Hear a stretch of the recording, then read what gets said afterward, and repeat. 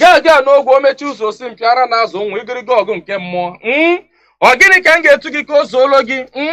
Asị m n'oge akara aka eluo, ịbụ mmụọ ka mmụọ, ibe ka ibe. Chukwu okike onye obiọma sị m unu binye n'oge akara aka eluo. Mmụọ niile na-ejere ozi asị m unu binye n'oge akara aka eluo. Oke mmụọ, oke mmụọ, oke mmụọ, oke mmụọ, oke mmụọ, oke mmụọ. Mmụọ niile na-ejere ozi asị m unu binye elu. Tetenụ n'ụra, tetenụ n'ụra, tetenụ n'ụra, tetenụ n'ụra. Asị m n'ọnwa unu nwoke bụ nwa eze Chukwu bụ ụzọ mba aka ji ọfọ Igbo ọzọ eme nte eme ime. Ọsị m nọ ya nọ n'etiti unu taa. Ọsọ unu binye enu n'oge akara aka eluo. Mmụọ nna nna anyị ochie asị m gị binye. Mmụọ na-afụ na ife afụ na nzuzo asị m gị binye. Oke ọfọ ji eje ọgụ asị m unu binye. Ọfọ ndị Igbo niile asị m gị binye. Ọfọ ndị mmiri asị m gị binye. Ọfọ ndị ikuku asị m gị binye. Eze nwaanyị osimiri asị m gị binye. Eze nwaanyị nwaanyị na-ebe asị m gị binye. Eze nwaanyị idodi ikwu na-eme asị m gị binye. Eze nwaanyị amambara asị m gị binye. Eze nwaanyị osimiri Njaba asị m gị binye. Eze nwaanyị ala Igbo niile asị m gị binye. Eze nwaanyị ọgba asị m gị binye. Eze nwaanyị anike wawa asị m gị binye. Oke arụsị na n'ike o juru nwaanyị aga anị asị m gị binye n'oge akara aka eluo. Igirigi ọgụ mmụọ. Asị m na gboo dike mbọsị ihe ike mere ọ ga-achọkwa nwa dike. Asị m dododo unu binye unu bịa tara ọjị na chijiri eji efola. Asị m unu binye unu bịa tara ọjị na chijiri eji efola. Nna nna anyị ochie, mmụọ niile nwụrụ anwụ ka anyị dị ndụ. Mmụọ niile nwụrụ anwụ ka ụmụ Igbo dị ndụ. Mmụọ niile nwụrụ anwụ ka Mazi Nnamdi Kanu dị ndụ. Mmụọ niile nwụrụ anwụ ka ụmụ Biafra dị ndụ. Asị m unu binye n'oge akara aka eluo. Asị m na gboo dike mbọsị ihe ike mere ọ ga-achọ nwa dike. Ọ sị na mberede nyiri dike na mberede ka o ji ama nwa dike. Ọ ya ka m ji akpọ unu n'isi ọhamadike. Ọhamadike bụ Mazi Nnamdi Kanu. Ya bụ Mazi Nnamdi Kanu. Otu mkpụrụ anya ji isi ụgwọ. Otu ọnụ na-ekwuchitere mba niile. Ụkpaka na-agba n'udu mmiri na-agba n'oge nke ya. Asị m unu binye n'isi ya. Nye ogologo ndụ na-arụ isi ike. Napụta ya na eke, napụta ya n'orie, napụta ya n'afọ, napụta ya na nkwọ. Asị m na ahịa akara aka anaghị eri nwa ngwụrọ, na ahịa akara aka agaghị eri Mazi Nnamdi Kanu. Asị m unu gaa napụta Nnamdi Kanu na eke, napụta ya n'orie, napụta ya n'afọ, napụta ya na nkwọ. Asị m mee ka ọnụ niile kwụrụ njọ n'isi ya tụgharịa kwụ mma. Ka ọnụ kọrọ ogiri ọnụ kọrọ ogiri lacha. Chukwu okike abịa ama onye jiri mmiri siri ike kpọọ aja were aja siri ike kpọọ mmadụ. Asị m na taata bụ ụbọchị eke n'ala Igbo. Asị m na eke ga-eketara Nnamdi Kanu ndụ. Eke ga-eketara ya nwere onwe. Oke ga-eketara ya ndụ. Oke ga-eketara ya Biafra. Oke ga-eketara ya nwere onwe. Oke ga-ekegburu ya ndị iro, kegburu ya ajọ mmadụ na ajọ mmụọ. Asị m na mbọsị ọ ga-apụta ekwensu ga-anọ n'ụra, ndị ilo ya ga-anọ n'ụra. Ọkwa na ekwe osu. Asị m gịnị bụ ekwensu? Asị m na mbọsị ọ ga-apụta ya bụ ndị ilo ga-anọ n'ụra. Ọha bụ ndị ọha nwa bụ ekwensu. Asị m na ha ncha ga-anọ n'ụra. Na Nnamdi Kanu ga-apụta n'ike na ebube. Nnamdi Kanu ga-apụta n'ike na ebube. Asị m na ọnụ kwụrụ njọ n'isi ya ga-atụgharịkwọ mma. Asị m ọbịara igbu Nnamdi Kanu gbuo onwe ya. Onye si na Nnamdi Kanu agaghị adị ndụ, onye a ga-eji anazere mmiri. Onye si na Nnamdi Kanu agaghị apụta, onye a ga-eji anazere mmiri. Ọnụ niile kọrọ ogiri ọnụ ga-akọrọ ogiri lacha. Osisi abụla oturu ga-emeche wee kwele. Onye asị na Nnamdi Kanu agaghị apụta, asị m na ọnụ ahụ iji wee kwuo ya na ike ejikwa ya wee kwugharịa mma n'isi ya. Asị m na ya bụ onye ahụ na-atụ Mazi Nnamdi Kanu aka, asị m aka gị ga-akpọnwụ. Osisi ahụ fụrụ Nnamdi Kanu wee tọọ nkwe, asị m ikuku futuo gị. Anya ọbụla fụrụ Nnamdi Kanu kwawa akwa alịrị, asị m alịrị akọrọ ya n'anya. Onye fụrụ Nnamdi Kanu cheta ihe gburu nwa ya, ihe gburu nwa ya gbuo ya, maka na ọ bụrụ ya gburu nwa gị.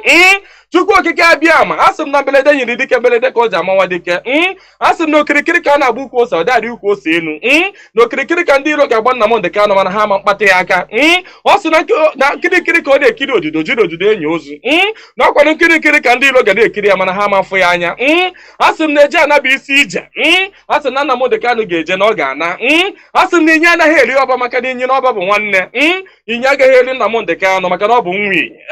Asị m na Nnamdi Kanu ga-adị ka echiri echi anaghị agwụ agwụ. Maka na ije ejere bụ ije mmiri, ọ bụrụ eje nkụ. Asị m na ya bụ ije ga-abụ ije mmeri. Asị m na ọ ga-anata n'udo. Asị m na ọ ga-abata sirili welere. Asị m na unu ga-aga kpọnatara anyị Nnamdi Kanu. Asị m unu ga-akpọnatara anyị Nnamdi Kanu. Ga-akpọnatara anyị Nnamdi Kanu. Ga tụnye ugo, ga nye ya mmeri, ga nye ya mmeri, ga nye ya mmeri. Tụnye ugo n'elu ugo, nye ike n'elu ike, nye ya ndụ n'elu ndụ. ọkwanụ ndụ ka o ji efu n'efufe unu nye Nnamdi Kanu ndụ onwe ike wee kwuru jinjin onwe ike wee kwuru wee fu n'ofufe a sị na ya kara ka anaghị eri nwa ngwụrọ ihe mere ha ji jide Nnamdi Kanu bụ ka nwee ike wee megide ndị Igbo ka nwee ike megide ụmụ Biafra ka nwee ike wee kwuchi anyị ọnụ ka ha nwee ike wee kachi anyị ọnụ ka anyị ghara ikwu okwu ọzọ mana ama m na dododo Chukwu okike abịa ma ndị nwa na ndị nwe mmiri ndị nwe ikuku ndị nwe anyanwụ mmụọ nna nna anyị ochie mmụọ niile nwụrụ anwụ ka anyị dị ndụ mmụọ niile ọ kwafụrụ ọbara ha n'ike maka ihi Biafra asị m unu binyenu asị m unu dododo na ọkwa na unu bụ ihe nwe ike a ọkwa na unu ga-eji ọgụ mmụọ a ọkwa na unu ga-aga bụori ahịa ọkwa na unu ga-aga napụta ya maka na ihe ọ tinyere unu n'aka anaghị ele ule asị m dododo igiriga ọgụ mmụọ eze nwaanyị niile nọ n'ala Igbo mmụọ niile nọ n'ala Igbo asị m unu binye maka na onwe onye nọ n'ụwa na-anaghị aṅụ mmiri onwe onye nọ n'ụwa na-anaghị eri nnu nnu bụ ihe ụtọ si na mmiri wee pụta onye ọbụla na-eri ihe na-eri ihe dị na mmiri onye na-asa arụ ji mmiri asa arụ onye ọbụla na-eme ihe ọbụla ọ na-eme ji mmiri eme ya asị m ihe ọbụla mmadụ na-eme n'ụwa mmiri ọ na-ebube ụzọ asị m onye ọbụla kpọrọ mmiri asị na mmiri a ga-agbagbu ya asị m onye ọbụla fụrụ mmiri n'anya ga-afụ Nnamdi Kanu n'anya onye ọbụla fụrụ mmiri n'anya ga-afụ Nnamdi Kanu n'anya onye ọbụla mmiri na-awụsa n'arụ ga-afụ Nnamdi Kanu n'anya onye ọbụla mmiri na-emesa n'arụ ga-afụ Nnamdi Kanu n'anya onye na-aṅụ mmiri na-eli nnu asị m na ọnụ anyị ji wee lie nnu wee ṅụọ mmiri na ị ga-eji akwa okwu ọma n'isi Nnamdi Kanu n'aha Chukwu okike abịa ama ise. Good morning, good afternoon, good evening, and good night, great Biafrans and lovers of freedom. This is Radio Biafra Hausa service coming to you through Radio Biafra London. Today is the 26th day of April 2023. I'm very sorry for coming late. I think almost 1 hour late or later than usual, which is my fault. I apologize. But we must continue because today we are live and direct. Tata bụ ụbọchị ọgụ ụbọchị na isii n'ọnwa nke nọ n'afọ 2023. Tata bụ ụbọchị eke. For you to understand that we are here live and direct. Therefore, I welcome each and every one of you to welcome your friends and well-wishers, even your enemies, onto this hallowed platform.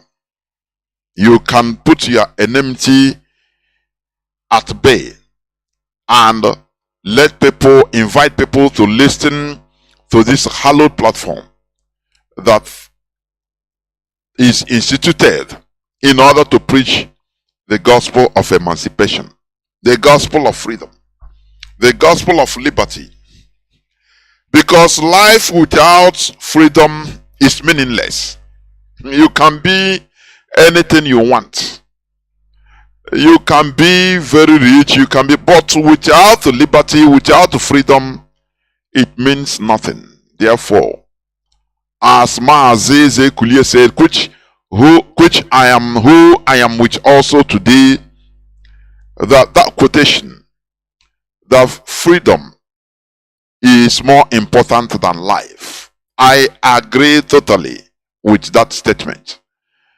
Because once you are not free, as we are not as Biafrans in that zoo called Nigeria, you can hustle and make your money, build up your life. Everything will go up into we just vanish in a twinkle of an eye. They will burn it down, they will kill you, they will destroy it in a twinkle of an eye. I could remember, I think 2020, when one Igbo man's motel or hotel, something Alfa Romeo or something like that, was brought down in a broad daylight. The building with the whole materials, equipments was brought down with a caterpillar in Abuja. That's it. And he was crying that, oh, you need justice. You get justice in Nigeria because you're a slave. You are a slave.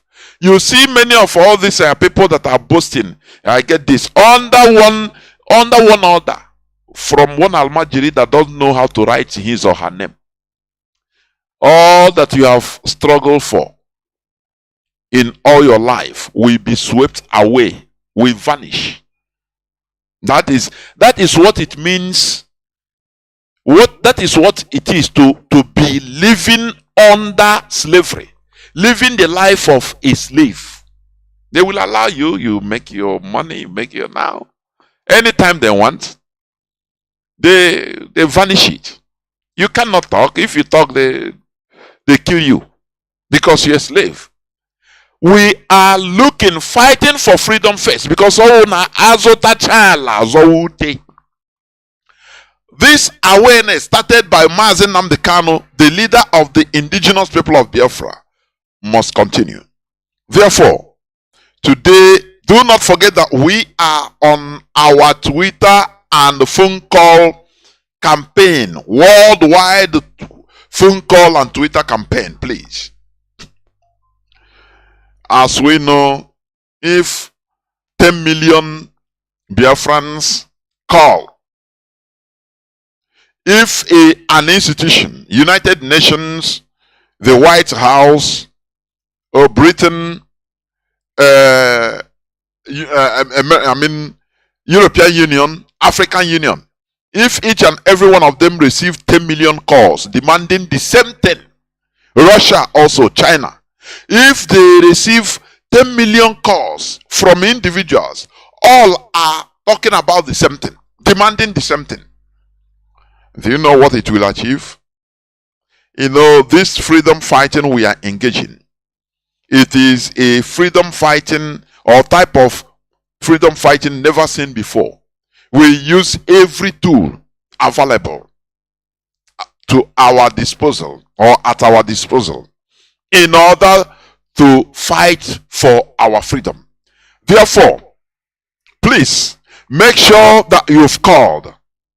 Not even once. You can call as many times as you could.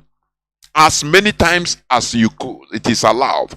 Making the same demand. That is why it is being written. Synchronized. That synchronized demand from every Biafran. It is very, very important. That synchronization or synchronized demand, it is very, very important, please. So that you have to call. As you are calling, another Biafran is calling every day. Another person is calling the same thing. Now, it will yield a very positive result. Also, tweeting also. Therefore, we must continue. Before I continue, as we are late, I will bring in Mazi Ezekulie, who is with me here, in order to please introduce yourself before we go on, because we must continue. Mazi, can you hear me? Welcome to the program. Yes, Mazi. Mbedoma. Udo Good evening, fellow Biafrans, all lovers of freedom.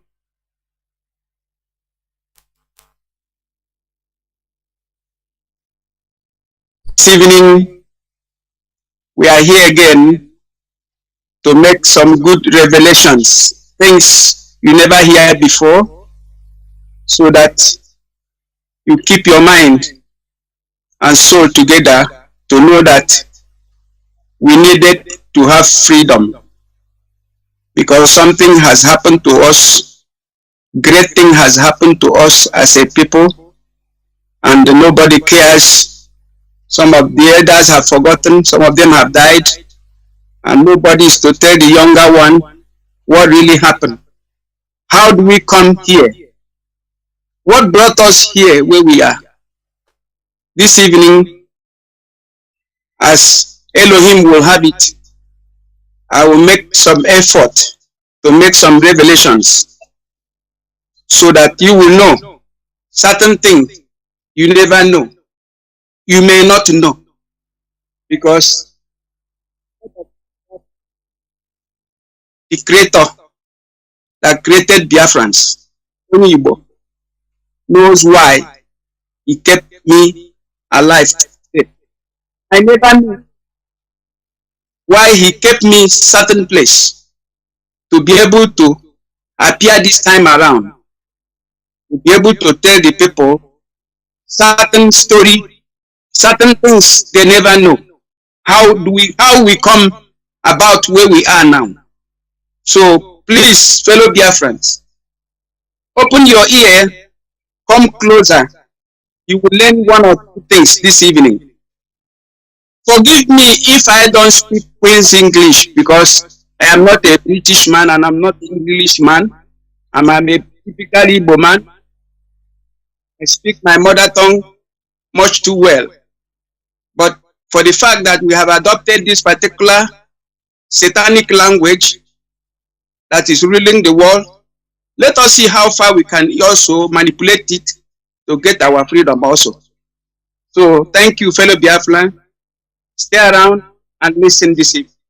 Thank you, Mazi. Ndewo Mazi. For us to continue a starting point, because I wanted to preach or do a submission titled National Identity, but I don't think it's going to be today.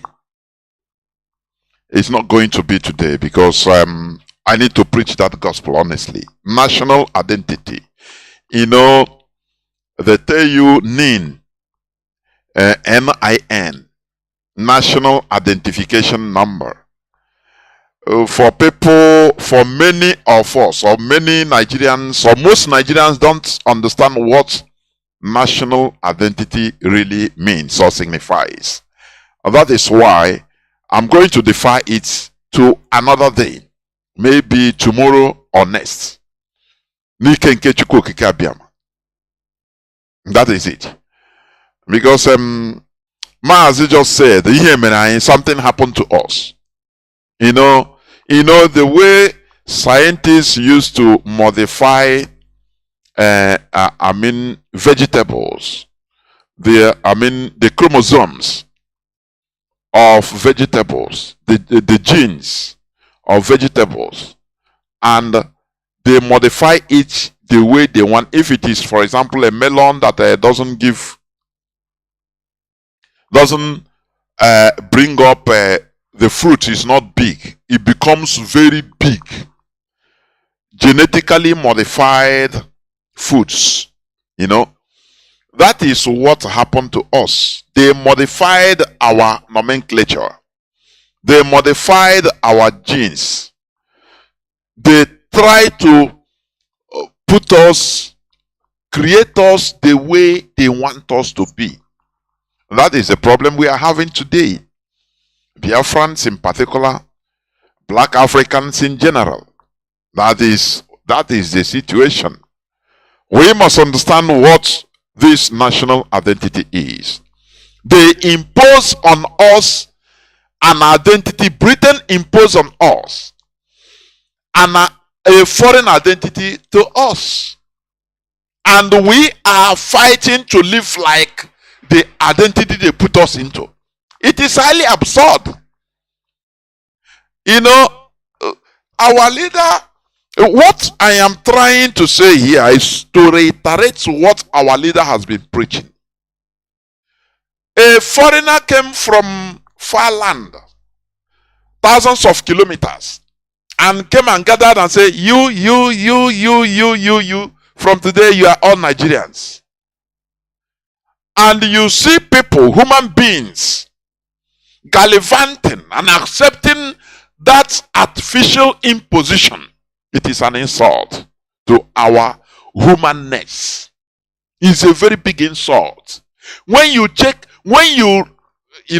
calm down without sentiment and check all these things, reason it, think about it critically, I'm telling you, you see that they push us, they made us half human, subhuman. I'm telling you honestly. They impose something that is foreign on us, and here we are, people are defending it without shame. It is very sad. As Mazi said, that is why you see a Biafran, we want nothing. You see our women today is an epitome of what they call wrong girls. Ashawo. Holy people. Holy. My father, he used to tell me, say, do you know before the war, And the Mazi here can confirm it. That onye ugwu mesara nwanyi Igbo aka shite ya maybe ha na-aga n'ụzọ ya try ya ka touch to nwanyi Igbo ada Igbo ada Biafra Chineke ekwena ihe that shit he will not wash it again. All were na-enye testimony ịmakwa ya o metụrụ ndị aka. Today they have changed us. Nigeria imposition, Nigerian identity they have used Nigerian identity to change us into what they want us to be. Even when they look at in their movies, any place, for example, the action of Rongel, they will name Igbo name Amaka. What is your name? Amaka, Ifoma. You don't know that all these things means a lot. They are bringing us down to the lowest point. That is the reality. Mazi, I agree with you. This is what we are trying to reverse. I say, Mazi Nnamdi Kanu came and picked the remnants of us, our remnants. Now, so that you can join it together and we go back to who we used to be. I don't know how foreigners will impose an identity onto us. And people are defending it. They impose everything on us. It is not that, I used to say it, had it been that Britain is still living, British people are on ground like in South Africa, it would have been more palatable, I'm telling you. It would have been at least it would have been more palatable because, at least they would be there feeling the sun, the rain, everything. At least. We know that, who are these people that did say, look at them, they are with us here. Just like in South Africa. It would have been more palatable. But these people came and created the chaos. Try to change our nomenclature. And went back. And from far, they are controlling us, controlling the imposition. I listened to what that midget, the former British High Commissioner, what he was saying, praising Nigeria. Mazi Nnamdi Kanu said it. That Nigeria is their toy. Praising Nigeria, democracy, the largest democracy, no matter the shortcomings, but they are going there. They have to praise you because they are trying to create something, an identity, which is foreign to us. That is what we are suffering. I'm telling you. I will preach this gospel, but it will be another day. The submission, national identity. Therefore, let me just read this news headline before bringing Mazi into the conversation. I think it's today's news. Yes, 26th April 2023. Terrorists abduct 29 residents in Nigeria capital city, Abuja, in mass midnight attack. Are you seeing it? What is going on? Terrorists in Abuja. This is not the first. This is not the second. It has been ongoing, but it's not receiving the type of media brouhaha noise that it should. All that matters to people they are talking about is insecurity in the southeast. IPOB. This and that. Insecurity in the southeast. It is very highly absurd that in the capital city, terrorists are walking, are kidnapping people, killing people in the Nigeria capital city of Abuja. And people are walking as if everything is normal. I used to call Nigerians dead body. Stone dead. They are stone dead. There is nothing you can do to revive them. As long as he never suffer as a victim, direct. And the worst part of it is that when the thing happens to him, he might not live to tell the story or to learn. Nigerians are zombies, dead bodies. I will never forget that Yoruba woman, I think it was either 2020 or 2021. that was kidnapped, that he lives in Canada with the family. They just came to Nigeria. They were kidnapped. She, her daughter, and her husband. And she was raped together with her daughter in the presence of her husband.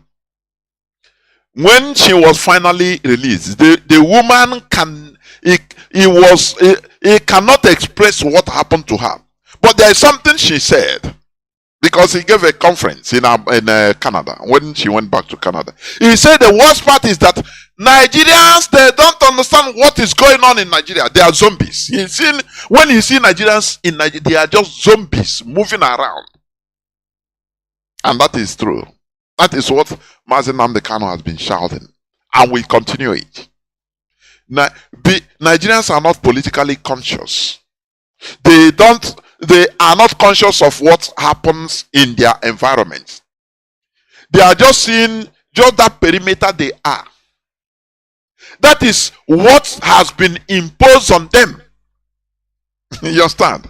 A country without electricity, central electricity. Now it is voluntary. That is British manipulations and creation. They are trying to create a type of human being that will be pliable, that will be a zombie. You know, in the Nigeria case, that is the experiment they are, Nigerian experiment. I have been saying it here and I'll continue repeating it. Britain tried to create the same thing in Asia. Britain, United Kingdom. They colonized India. They created an Asian zoo, very giant zoo. They called India. But India proved to them that they are human beings. First of all, let me ask you, and let me tell you, Indians never accepted the European Christianity. That is a known fact. It's a known fact. For people that will come to talk otherwise that, oh, this is Christianity brought us this. Now you ask, what did Christianity bring to India? India was colonized by Britain.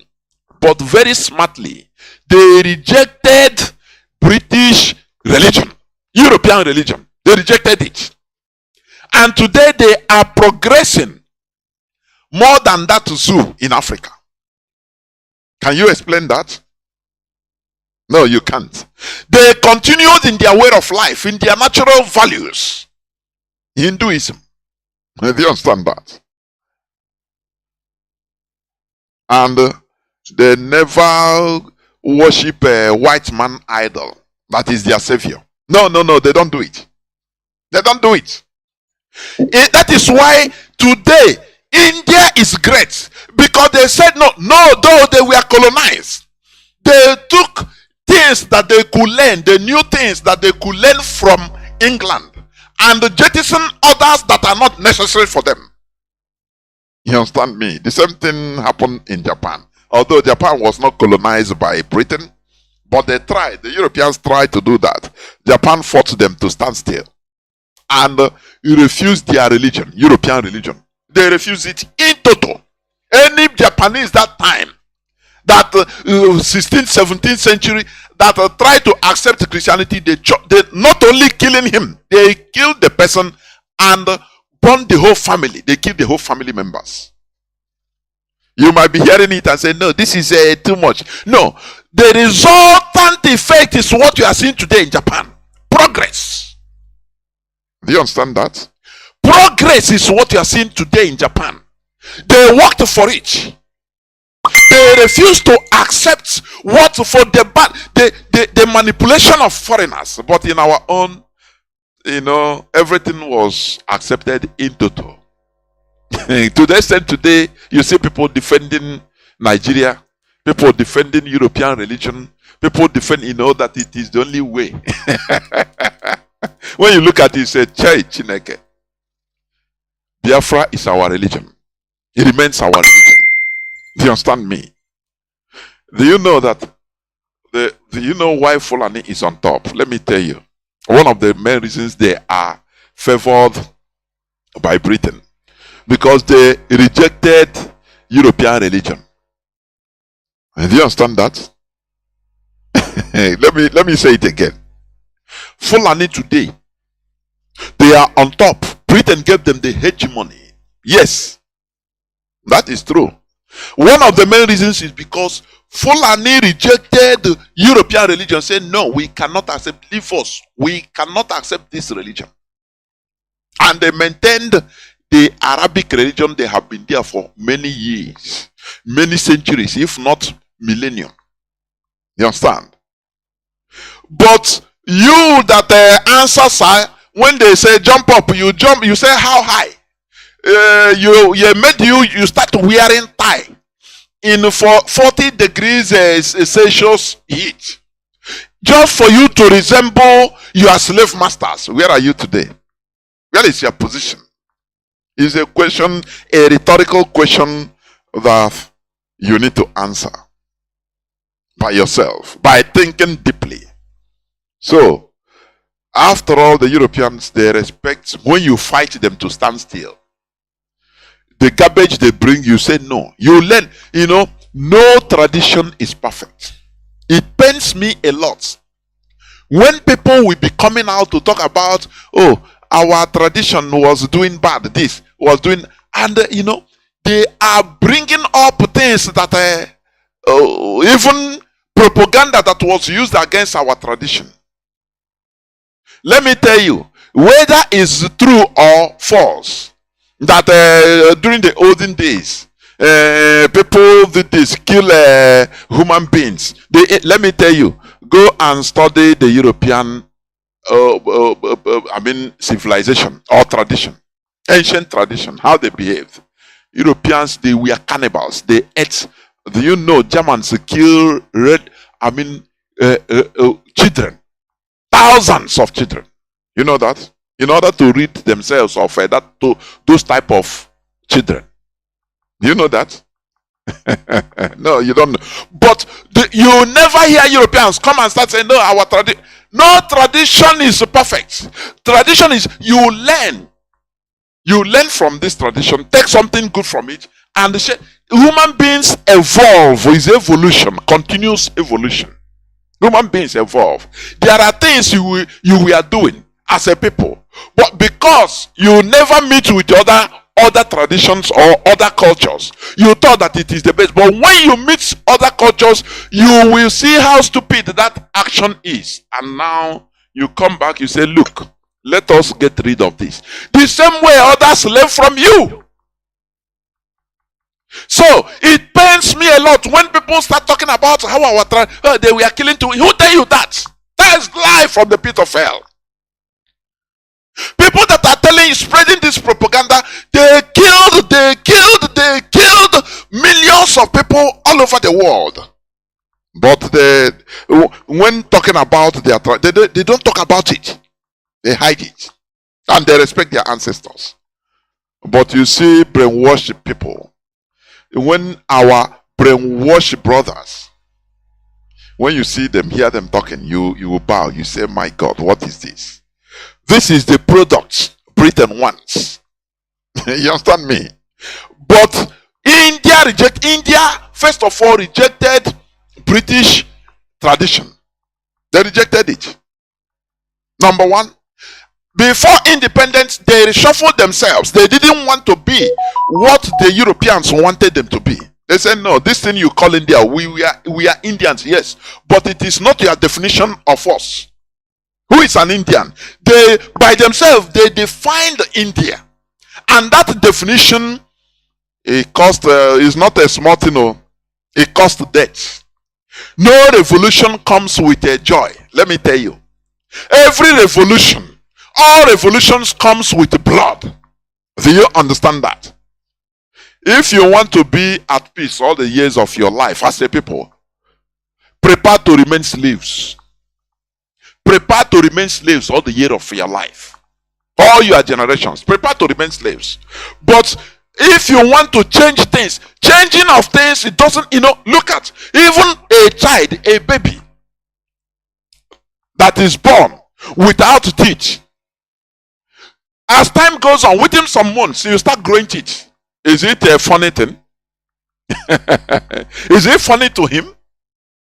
It pains him because he's trying to adapt, trying to evolve into complete human. If a baby stays right from day one till 1 year without growing a teeth, and the baby is happy, he's always joyful, happy, he's not sick, but no teeth. How will you call it? Is it not a defect? Are you not going to start being worried as a parent and say, no, this baby is not developing? But they will tell, but he's happy, he's eating, he's okay. But say, but no teeth. It's not normal. They will tell you, but teeth comes with pain. You say, no, that pain is normal thing. But the baby needs to grow teeth. It doesn't matter how painful. No problem. He's going to be sick. No problem. Do you see? That is how revolutions occur.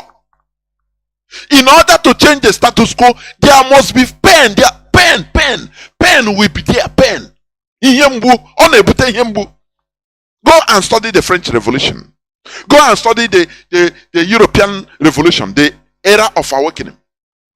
Study it, not reading it. Study them very well. You will understand what I'm saying. Because when you want to live in peace, always in peace as a people, you become the victim of that peace. And that is what we are meant to be in Nigeria. Always we are lamenting. Because we are the victims of the peace. We are the sacrificial lambs to that peace. That is what Nnamdi he did it on us. And we are now saying no to this, to being sacrificial lambs in Nigeria. In Nigeria setting. That foreign imposition. Terrorists abduct 29 residents in the Nigeria capital city, Abuja, in mass midnight attack. They are taking over everywhere. Terrorists. These are Fulani terrorists. Do you understand? How do you think that 29 is 29? Maybe when they say 29, they add another 0, 290 maybe. Because this is the official version. Official version. How can 29 people be abducted in a capital city and you tell me that everything is okay? You are telling me that all is okay. You are living in your safe zone and saying that no, Dodi, here no problem. No, here no Dodi. Because you are demented. I'm telling you honestly. You are demented. Terrorists, Fulani terrorists are on the rampage. Because they have seen that Nigerians are zombies. They have tested many things and saw that no reaction. So they are in charge. They are in charge. The idea they are using, the Nigeria setting, I've been saying this, that the hatred of Igbos is the black spot with which the Fulani Caliphate is using in order to conquer every other indigenous population in Nigeria. This thing now, when they talk, people talk about it, terrorists are in Abuja. They'll tell you, no, it's in the south, it's in the southeast. It's Biafra, IPOB is in the southeast, please. Don't worry about Abuja, even if all of you are slaughtered, no problem. But to focus your attention on Biafra people, do you want them to go? Do you want them? Everybody will say, as long as it is Biafra. I beg, we don't want them. Let us be slaughtered here in Abuja, no problem. But Biafra, we will counter you. That is what the Caliphate has successfully done in the mindset of Nigerians. I'm telling you. So it's very sad. But we must continue. Now, another news headline. Ex-Ohaneze Ndigbo National Publicity Secretary Ibebu calls for extension of Buhari's administration. It doesn't matter any guys. He's an Igbo man. Ex-Ohaneze Ndigbo National Publicity Secretary. Today you have Iwanya was the very grand saboteur working against our interest. And one time, if Ike Nwachukwu is still alive, you will see he will become a Ohaneze Ndigbo chieftain. He will become one day, he will become the chairman of Ohaneze Ndigbo. Ike Nwachukwu. These are people that are imposed on us. Since after the war, we are no more. These are the weapons they use in order to change our nomenclature. You understand? So that we start seeing sabotage, Igbo sabotage, as a means of livelihood. No ebano. You understand? So, Mazi Ezekulie, please, I would like you to come in here. How do you, when you see this type of thing, Ex-Ohaneze Igbo National Publicity Secretary calling for extension of Buhari's administration, and you see, you know, Nigerian politicians of Igbo extraction, you see that all the India they cannot understand. None is there to defend our collective interests. Please, I want to ask you. You saw the war. You were there before the war. You saw the then Nigeria. How do you see the politicians then and now? Please, can you make comparison now about what you are seeing now? Please, Mazi, go on, please.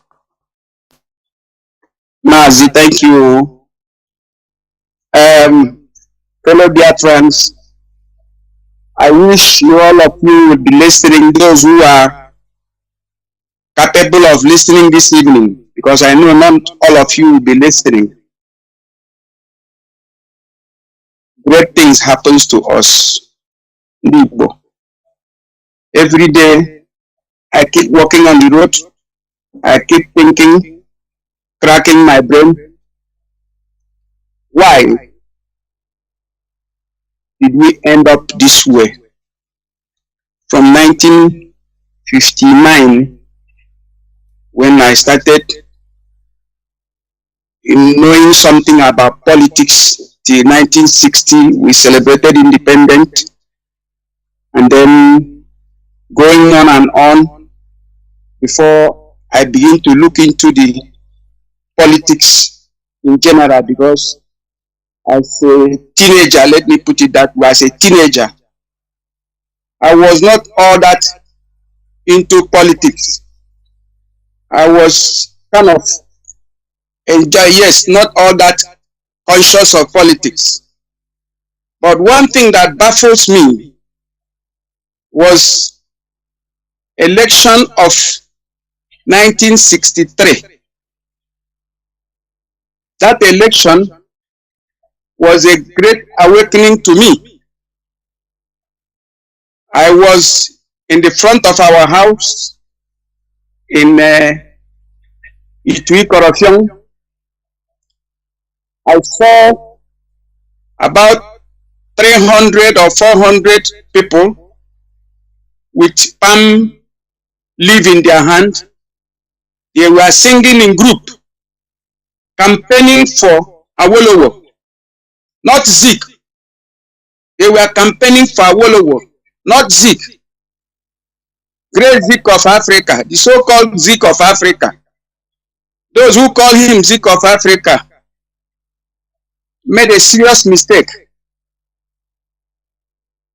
Because if you call him Zik of Africa, what do you call Nkrumah? What do you call Julius Nyerere? What do you call Jomo Kenyatta? What do you call the man that formed the OAU? Haile Selassie of Ethiopia. Yes, Haile Selassie. What do you call him? And so, that song that day, I heard them singing. Amayom disen sendai yobo okiko baibok. Amayom disen sendai yobo okiko. Hey, amayom disen sendai yobo okiko baibo. Amayom dis. This group of men and women were singing. What did that say? That music says electionary campaign music. They were singing in group, hitting the palm leaf on the ground. They were campaigning for Awolowo. They say if you want to vote, vote for the symbol of palm leaf, which is AG, so that the medicine of Okiko, that is Okiko, because Esik also call it Okiko, the same thing, to show you we are the same thing, nothing different. so that the medicine of our people will die. That is NCNC will die. That was the day I began to have political awakening. I begin to ask questions. 1963, I begin to ask serious questions. I become involved into politics.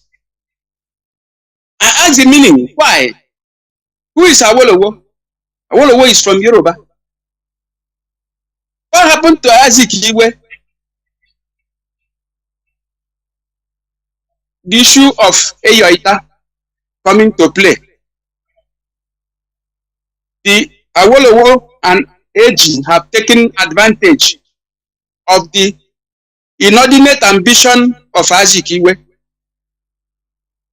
to remove Eyoita and to make himself to have a political base in the East, which he has forgotten for so many years. In fact, he came back from America. He didn't land at Onitsha, his hometown. He landed at Ghana. From Ghana, he began to visit Lagos. And from there was a manipulation. Of course, you know, in politics, so many things happens in politics. There is elimination series in politics. Eliminate this one and replace with this one. So the death of Herbert Macaulay, unfortunate death of Herbert Macaulay, who knows who must have been behind the death of Herbert Macaulay, gave Zeke a standing point in politics. So he now become NCNC chairman. And from there, he have his political standpoint. And so, this is what happened from Azikiwe mistake of removing one of our brother, a professor then. We now lose our brother within the riverine axis. And that culminated into the problem we're having today. Now, our politicians then, most of them, greater number of them are charlatans. Greater number of them have been bewitched by religion, Western religion. Bewitched, when I say bewitched, yes, because they don't even know what was happening to them when they adopted European religion. They don't even know what was happening to them. They don't know. There is also witchcraft in religion they brought to us. They never know. I'm telling you, honestly, there is witchcraft in religion they brought to us. That thing you see, they call Holy Communion. Today, I want you to understand, it is witchcraft in disguise. They formulated that thing, they tell you it is Holy Communion. Through that means, they gave it to you, they steal your soul, and then they enter into you, begin to manipulate you. Anytime they want you, they wear you like cloth and begin to use you for their own political well-being.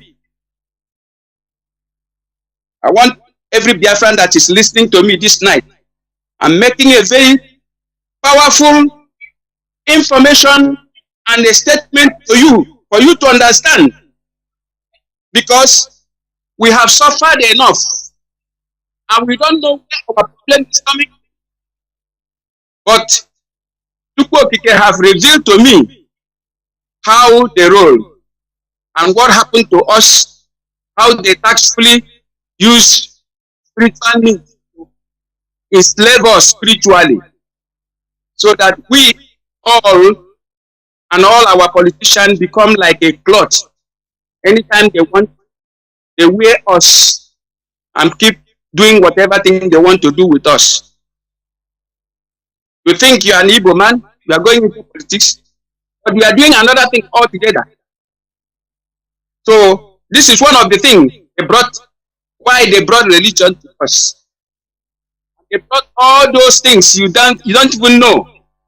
They tell you Christ told them that there was Passover and the 12 disciples gathered and they do this. They say, this is the blood of my blood. This is the cup of my cup.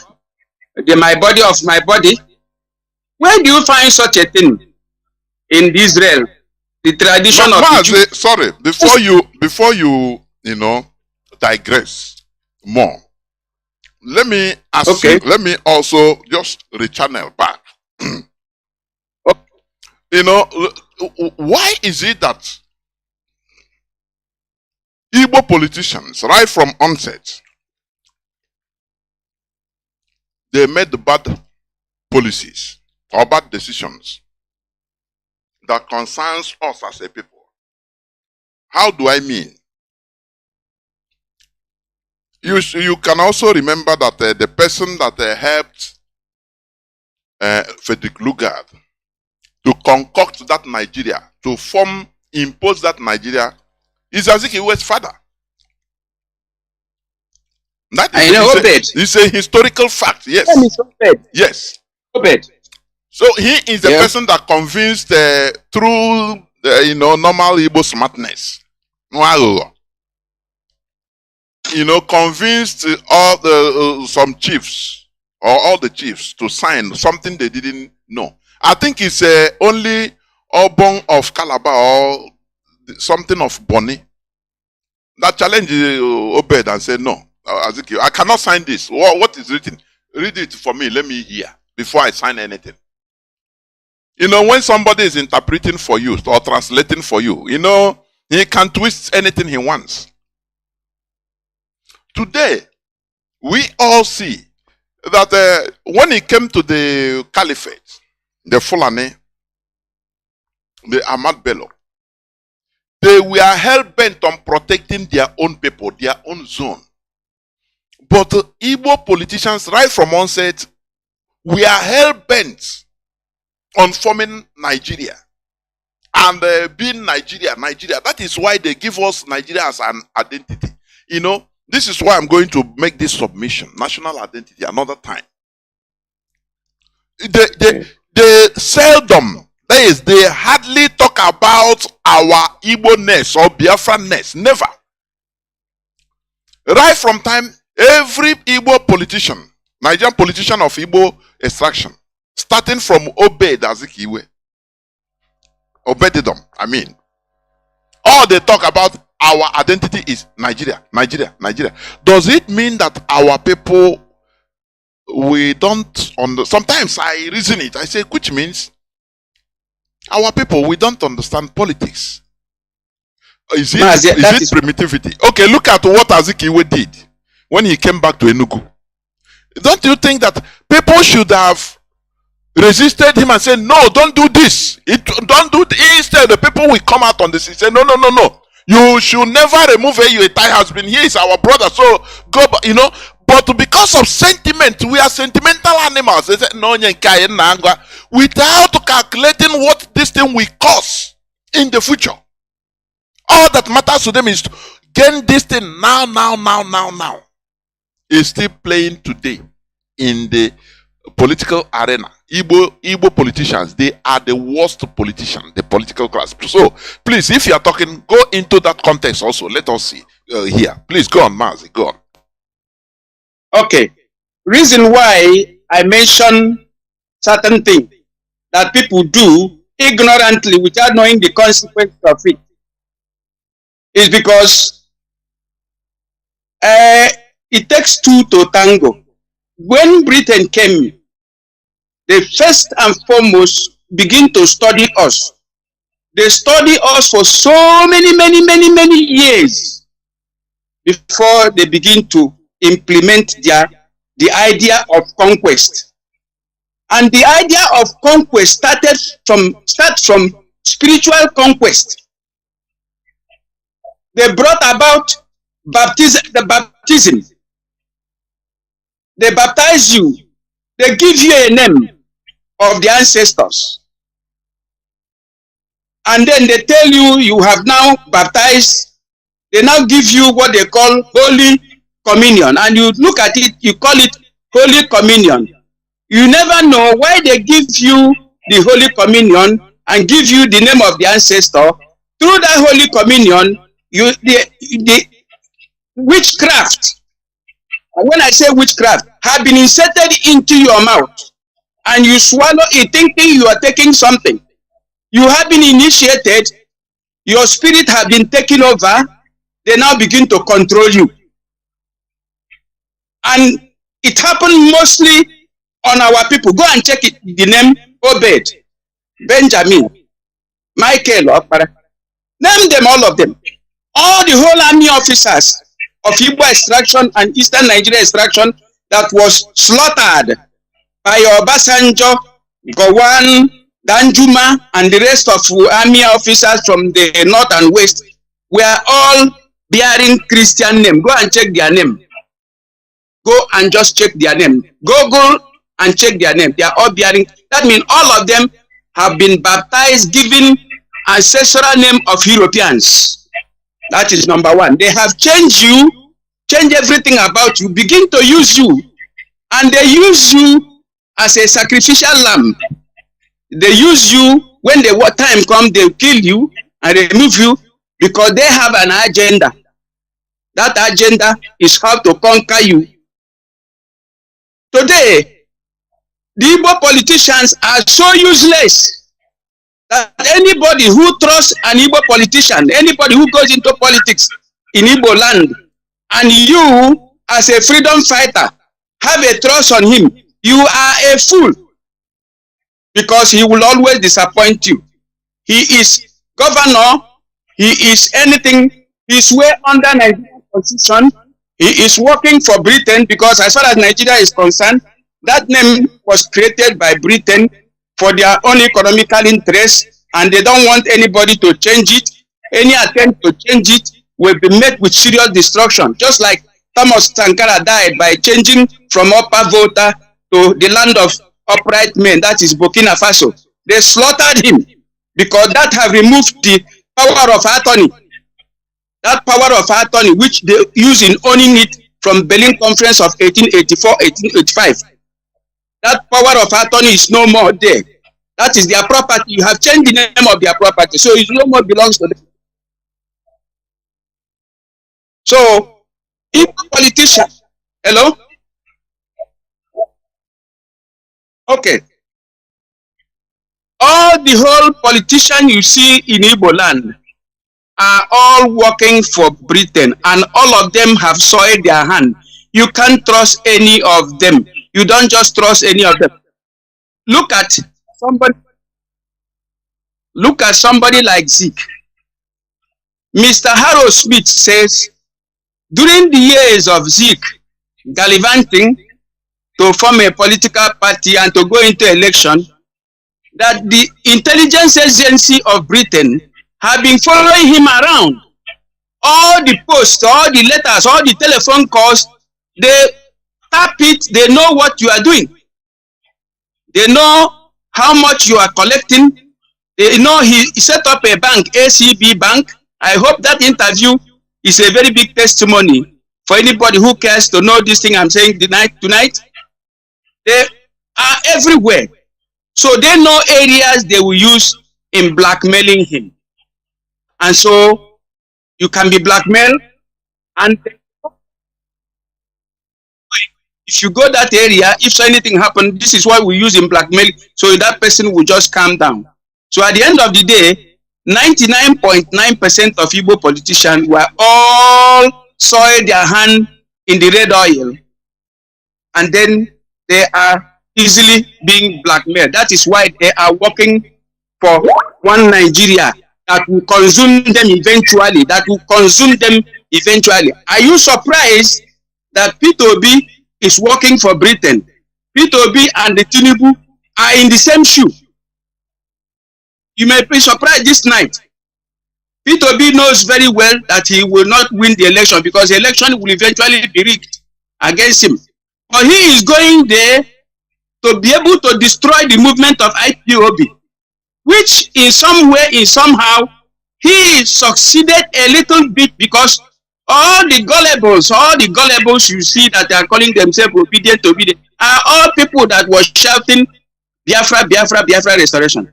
Greater number of them are now talking about obedience, and they are all disappointed.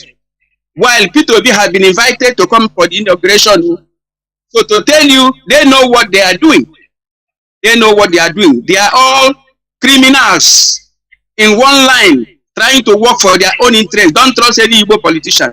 That is why we need to put more effort in getting Biafra, because Biafra restoration has an international conspiracy against it, because the whole world is benefiting from Biafra land and from Nigeria created by Britain, because all of them comes to steal there. You know, before 1960 handover to the civilian administration of what do you call it, to Tafawa Balewa, that Nigeria used to have newsprint. We print our paper. We have our industry that produce newsprint. It's called, in those days in Calabar, in Itu, and all the rest of area, you have melina trees scattered all over. Melina tree, that is what you cut down, you use it, put it in machine, and the machine will break it down and pieces it, and you have paper, printing paper. You know that Okwi book was sold to India, and the Indian bought that Okwi book paper mill. They never printed any paper there. They just close it there and then go to India and then build the same melina there and continue to produce this particular paper, both newsprint, art paper, bond paper, and then be shipping it to Nigeria, and we are buying it. Yet we have biggest acre of land that contains this melina tree, and we have the factory that produces newsprint. So this is how much we have been sabotaged by this same Britain, because each time I'm talking, I say they gave me opportunity in 1981. I'm coming to tell average Biafrans who cares to listen. Our major problem is that Britain doesn't want to let Nigeria split. Even if we all will die, they don't care. They don't want Nigeria to split. That is why they have labored all over the world, bribe every nook and corners of the world. If you say Biafra, they begin to look at you. This man want to spoil where we are eating. So the whole world now become beneficiary into Nigeria. That is our problem. And our Igbo brothers, whom we call our politicians, are the worst. You can't trust them. Whom do you trust? Look at the yesterday, what do you call him? Nyangodo, the man that went to congratulate Nyesomwike for killing Biafran, for killing his fellow Igbo man, Igbo boys, Igbo youths, Igbo, burning their markets and every other thing. I saw him during that time. He led a delegation to Port Harcourt to go and sing Onwike, Wike Kaigeso, Mona. When he was chairman of Ohanese, he went there to congratulate Wike for killing his people. So these are the type of people we are talking. And then this man again is now talking about the burning of market of Ndibo at Lagos, because it is now Yoruba. You want to instigate Yoruba. We need to have peace with Yoruba. Let me tell you, we need to have peace. You remember when our leader was around, he had been hammering it, that this particular problem between us and Yoruba is caused by Britain. It's artificial. It's artificial. It is artificial. It's artificial. It is artificial. And now they have brought it again. They have even tightened the hatred again by this particular Obi of a thing. Obi is a distractor. He was just put in there to create this enmity. Obi knows he will never win the president because election is rigged. If you cannot rig election, you can never be anything. Every election is rigged. In Nigeria, yes. Even in overseas, it is rigged. There is deep state. There is deep state. The thing they call deep state. People that determine who will be there in the office. Have you forgotten Emmanuel Macron and that lady? What do you call the lady? Yes, that was contesting that Marie Le Pen. Le Pen. Yeah, Marine Le Pen. Thank you very much. Marine Le Pen was so popular, but it was rigged in favor of Emmanuel Macron. You understand me? Election must be rigged. Forget that rigging. Is it Igbo name? Rigging is not Igbo language. It is rigging. So you have to rig.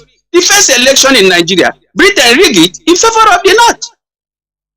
So what matters to Britain is their interest. They don't care about your life. Your useless life can go to hell. It belongs. They don't care as long as their interest is protected. So our major problem, which we have to tackle, is how do we engage in this particular fight for freedom? If we cannot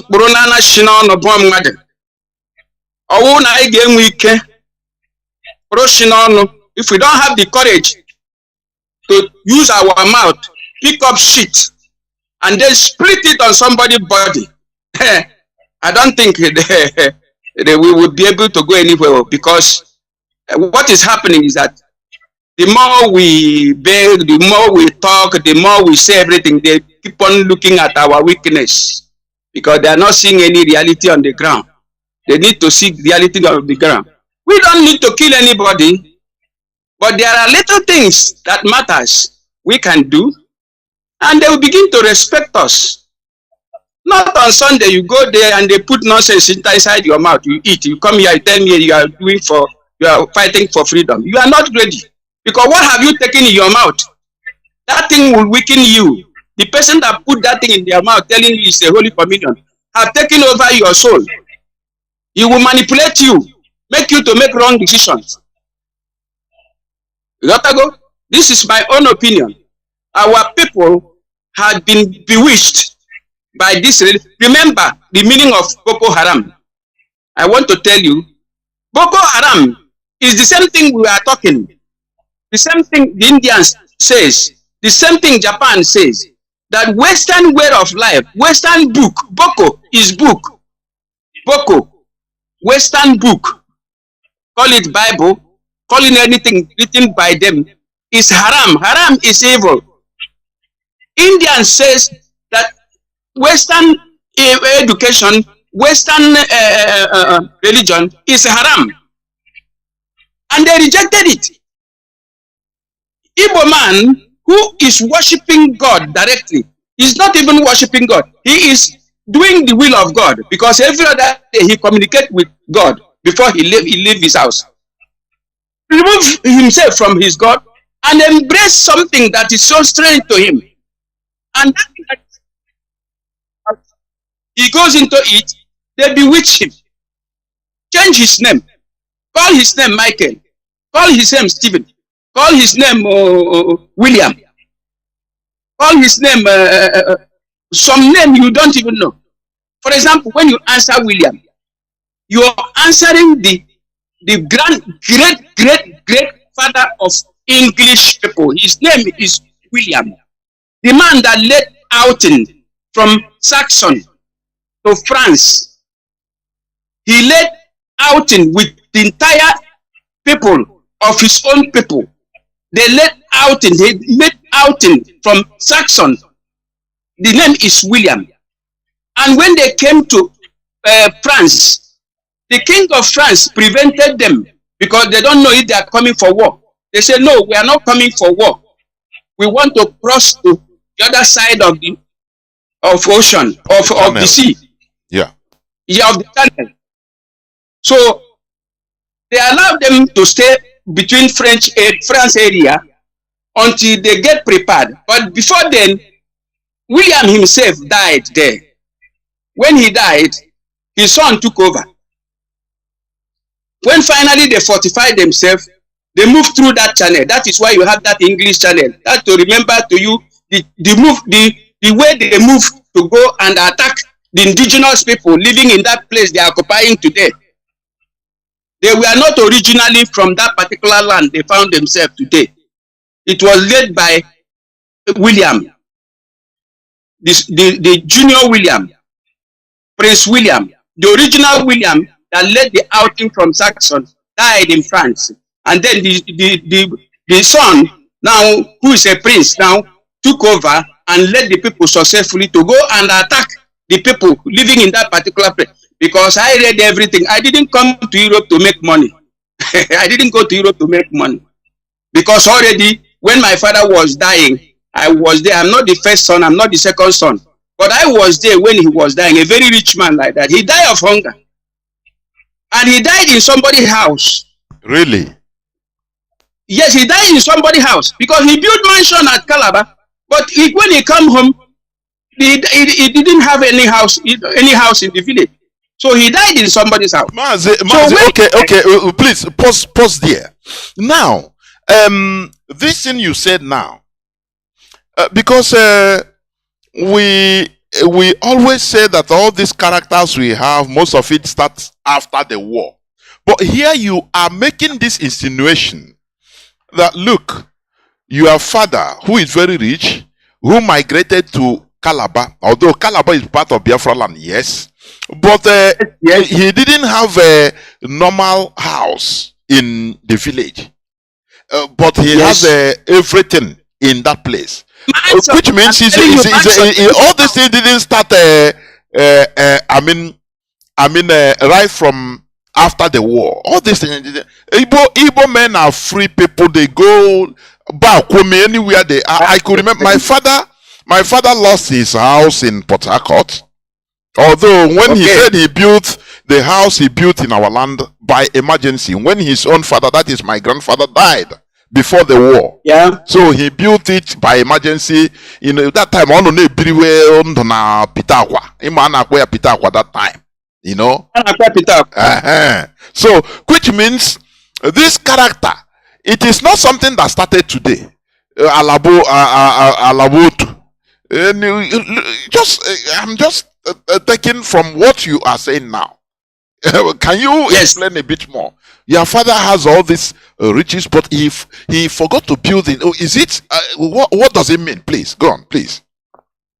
Now let me make some revelation, because when I say my father died, I want to say this thing for many people to understand that in Igbo culture, the first son supposed to be around whenever your father is sick, so that when he dies, he pass over to you.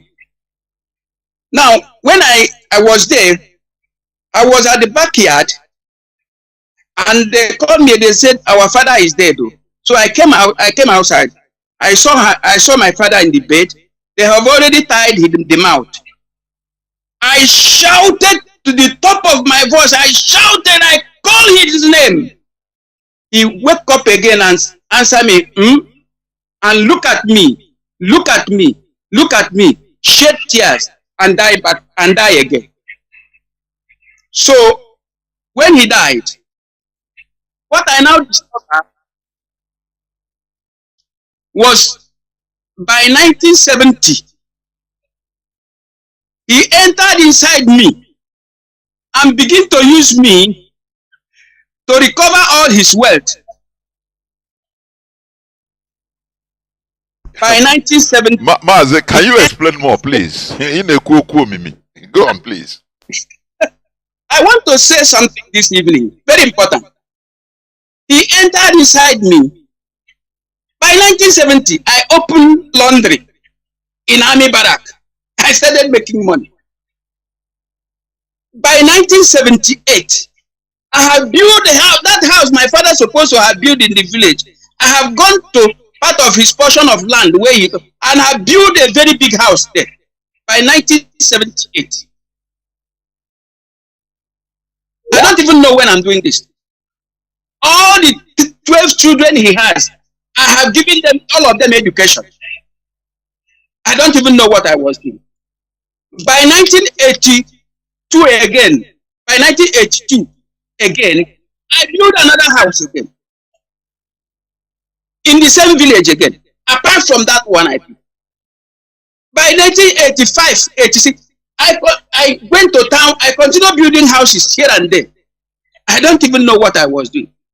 One day, One of my brother came to visit me. He came to where I'm living. He saw a mansion.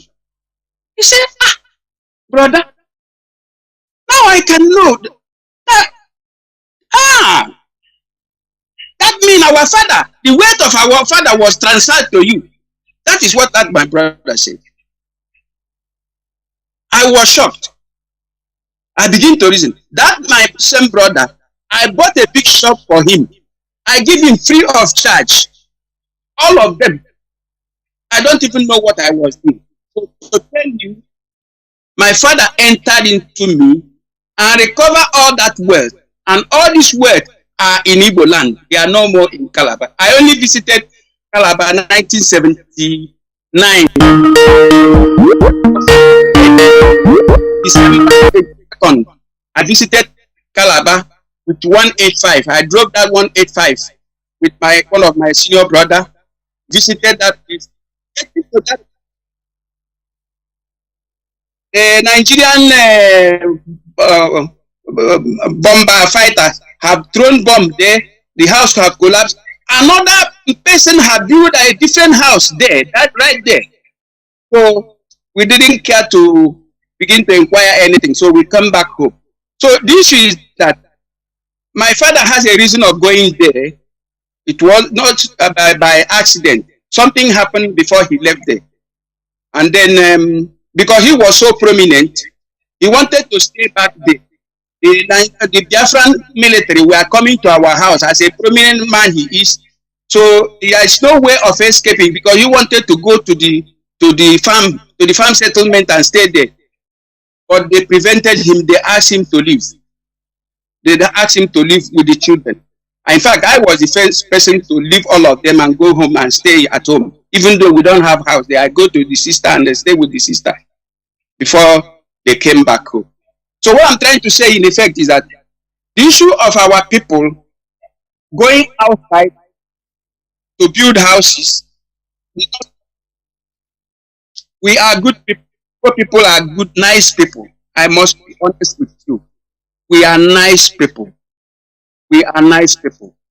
But Britain is using our niceness to make us look like fools because they don't want people like us who would prevent them from owning Nigeria because they know, for example, they allow 1959 constitution to last for only 6 years and they overthrow the government and then they brought in unitary government through agri-Sea, and then they fought the war, destroy everything.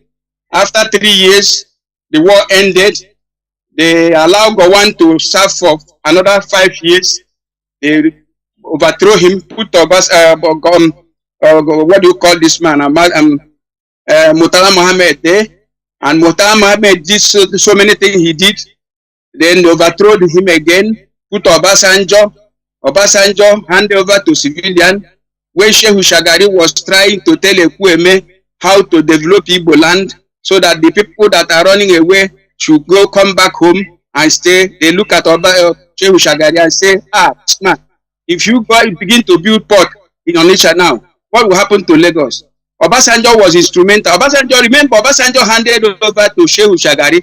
It's the same Obasanjo that colluded with the rest of military and overthrew Shehu Shagari. Mazi, please hold on there. Let me come in, and so that you will also redirection of the talk. You know, in every of your statements, Obasanjo comes out also as one of the worst people. You know, which is you're right. But today, the same Obasanjo is who many of our people are hailing as a savior. Because he can come and pep talk.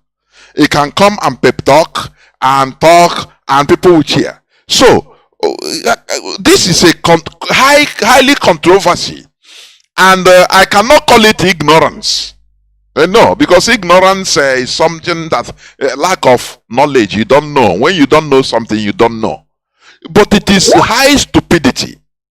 Now, this Obasanjo, you have been talking about Obasanjo, of how everything. Please, I want you to go into more details about this Obasanjo. What really, how do you perceive, or how do you see that he really contributed to our demise as a people? Please go on. Okay. Fellow Biafrans, I want you to listen very carefully. Obasanjo participated in the coup of 15 January. Obasanjo was there. He participated. Obasanjo participated in killing of Igbo army officers. Obasanjo participated in the war. When the war erupted, Benjamin Adekunle was sent to 3rd Marine Command at Port Harcourt area. When he was not doing something tangible, they removed him and then put Obasanjo there. And Obasanjo had been a good servant to Britain. God knows exactly what happened within him and Britain. But one thing I observe in him is that when he became head of state, because remember, he was part of the instrument that killed, what do you call him? Murtala Mohammed. He participated in the coup that killed Murtala Mohammed. Because he was used. Because Murtala Mohammed changed British petroleum to African petroleum. It was Murtala Mohammed that did it. And it did not go well in Britain. He changed, before it was BP, he changed it to AP. It was Murtala Mohammed that did it. He did so many things which Britain did not like it. Did not like. Because I said before, forgive me if I make a mistake in this English satanic language. As far as I'm concerned, that language is satanic. But let us begin to manipulate it to get our freedom. Doesn't matter. When we finally get our freedom, we will begin to develop our own language. And when we develop our language, we'll be speaking our language the way it's supposed to be. Because we have helped them to that language. And then everybody is speaking that language, not knowing that language is doing even more harm to us than good. Now, this Obasanjo you see here, that Taliban thing, it is because they removed history from Nigeria school curriculum. That makes it the younger generation doesn't know that Obasanjo killed Igbo people killed the Biafrans more than every other army officer put together. That the same treatment we should be making to, what do you call him, Gowon, should be meted to Obasanjo. Obasanjo have through P2B entered Igbo land and begin to talk nonsense. The other time, Soludo called him for 1 year anniversary, that he has made 1 year in office. I don't know why somebody people to be celebrating 1 year and you don't have anything to show for that 1 year. And you gather a whole lot of people, begin to make speech, begin to talk nonsense. And then Obasanjo came there with Iwanyangu. And they begin to talk. He made reference to Iwanyangu, that Iwanyangu said something, that Biafra died 52 years ago, and he is confirming it there, and all the nonsense he was talking. And he was allowed to go out from there free of charge. It is very insulting for us to have allowed Obasanjo to come to Igbo land, haven't killed us, haven't not make any apology. He entered through P2B to come and begin to insult us. Please, can you flash back? What do you think, or do you know about the relationship between Obasanjo and P2B, even when P2B was a governor, and when I think it was during Obasanjo's regime that P2B was a governor, if I'm not mistaken? Am I? Please, yes, their relationship. Yes. Anything you know about them, their relationship, please go on. You know, when the election that brought in Obasanjo to office, it was an election between Olufalaye and Obasanjo. But the military, who decided to annul the election of Abiola, decided to compensate the Yorubas for the death of Abiola, and then they asked the two men to contest, just for contesting sake. Already, election result had been prepared. Obasanjo was announced the winner. He became president. Olufalaye went straight away to court because I voted for Olufalaye. Because Obasanjo was called for television debate. He didn't go there. It was called monologue. Olufalaye debated alone. And then we trusted him, we voted for him. And he won the election. But he was rigged out under normal circumstances. Nigeria, any election must be rigged. Because the candidate that the world government want is the one they want to put in place. The person that can serve their interests. So they put Obasanjo there. Immediately Obasanjo gets in there. Obasanjo begin to sell the mandate because it wasn't at the onset that P2B came in. I think it was second time P2B came in there. Can't remember exactly, but I think yes. P2B, the mandate that gets P2B was stolen by Obasanjo, sold to Esere Noga. Obasanjo sold that mandate to Esere Noga, and Esere Noga paid upfront to Obasanjo because Obasanjo was very, very poor when he was made president. He couldn't manage Otafam. Remember how he come with Otafam? Obasanjo, when he was head of state, he brought a program that is called Operation Feed the Nation.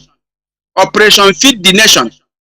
Under Operation Feed the Nation, Obasanjo promulgated a decree of land use decree. From there, government can now take a land and begin to build farm. So to start from his own side, he took up a farm through land use decree to make it a very big, large farm. And so Shagari, then the British government, who is controlling Nigeria, with some military, they say, okay, that very particular farm, since you have successfully handed over to civilian, it now belongs to you. That is how he owned that very particular farm. Now, the mandate that people will be supposed to have enjoyed was sold to Esere Noga, and Esere Noga got that mandate and then pay upfront payment to Obasanjo. Then for Obasanjo to protect it to whoever that will be sold it to, now it was given to Ngige. Ngige accepted to become the governor under certain agreement that the Commissioner of Finance and Commissioner of Works should be given to Esere Noga and some other big offices. Godfathers. Yes. So Ngige accepted it. When Ngige accepted it, Ngige cannot abide by that particular agreement. So he went to Obasanjo, complained to him. Look, I don't know what this guy is doing. Obasanjo called Ngige. Remember that Ngige is an Anglican man. And then he called on him, said, what are you doing? Young man, politics is not about playing this way. You cannot be honest. Well, I will deal with you. Ngige was having that stubbornness in him because he wants to develop Anambra State. He really wants to develop Anambra State because by then, Anambra doesn't have any road. There is no passageway. Uguta Road, Physics Avenue, Mpo Old Road, Newi, every other nook and corner, everywhere was pothole. Mpo Uno, Mpo Express, everywhere. Oka, there is no road in Anambra State. So He was interested, but if I give commissioner of works to this man, and then he uses the money for me to, because he paid money to Obasanjo. No, Obasanjo stood the money meant for Anambra State, the revenue allocation to Ngige. He didn't give it to Ngige. Ngige now decided to use eternally generated revenue to begin to build all the roads in Anambra State. That man was wonderful. He made us to understand that Anambra can build can build a city like Dubai from the internally generated revenue. Ngige did it. So while Ngige was doing this, he didn't concur again with Excellency. Then he went to Obasanjo. Obasanjo said, no, we have to deal with him. They removed his police security. Removed the entire police security from him. Ngige's police security, right? As a governor. Obasanjo removed it from him. So immediately they removed it from him. The first thing that happened was Ngige was kidnapped. Ngige was the first governor to be kidnapped. I want you people, whoever that is listening to me, to write this thing down. Hey, if you can record it, record it. Nobody had told you this thing before. Ngige was kidnapped. And entire people begin to shout and shout and shout and shout. How can you kidnap a governor? He was again released. When he was already his security come, he went to Umuahia to go and meet Ojuzo Kalu. Ojuzo Kalu told him, tell him, if you want to serve in that state and successfully do your tenure, you have to go to Uwazurike so that he will rent you Mossop boys, which you have to use in protecting yourself. Ngige accepted. He went to Uwazurike. Uwazurike rented to him, I think, 5,000 men. 5,000 men. He rented to Ngige. This thing I'm saying, I am not exaggerating anything. I'm telling you, the people of Biafra today, exactly what happened in Anambra State. It is on record. Many people have forgotten. I am not 10 minutes or 15 minutes or this thing. I keep memory, even memory of 70 years ago, I keep them. When I'm speaking about the memory I have 70 years ago, I keep it, I will tell you accurately. I even seeing the face of people I have something to do 70 years ago. I see their face while I'm talking. Now, Ngige now brought this men with the agreement of paying them 10 million every month for their services. And they were giving Ngige the protection he needed. While this thing was on, Ngige doesn't again need anything like police. But Uwazurike was eating this money without giving anything to these boys. And these boys were now scavenging everywhere. They camped some of them at Omambala River, camped some of them at Ketako, camped some of them at Rojeni, camped some of them at what do you call this place? Ibuaria area, some of them at Oka area. Across Anambra as a whole, they camped all of them there. They were now giving security to Anambra. And then these boys now took over the security of entire place, begin to exaggerate the whole thing. So while this was on, there was serious security in Anambra State, to be honest with you. Now, when they see that Ngige is no more bothered about the police security given to them, taken away from him, Excellency went back to Obasanjo. What do we do? Obasanjo now tell what we do, we have to review old system, electoral voting system, which they rigged against P2B. They have to go and bring back the original document that make P2B, that P2B used in winning the election, and then called P2B.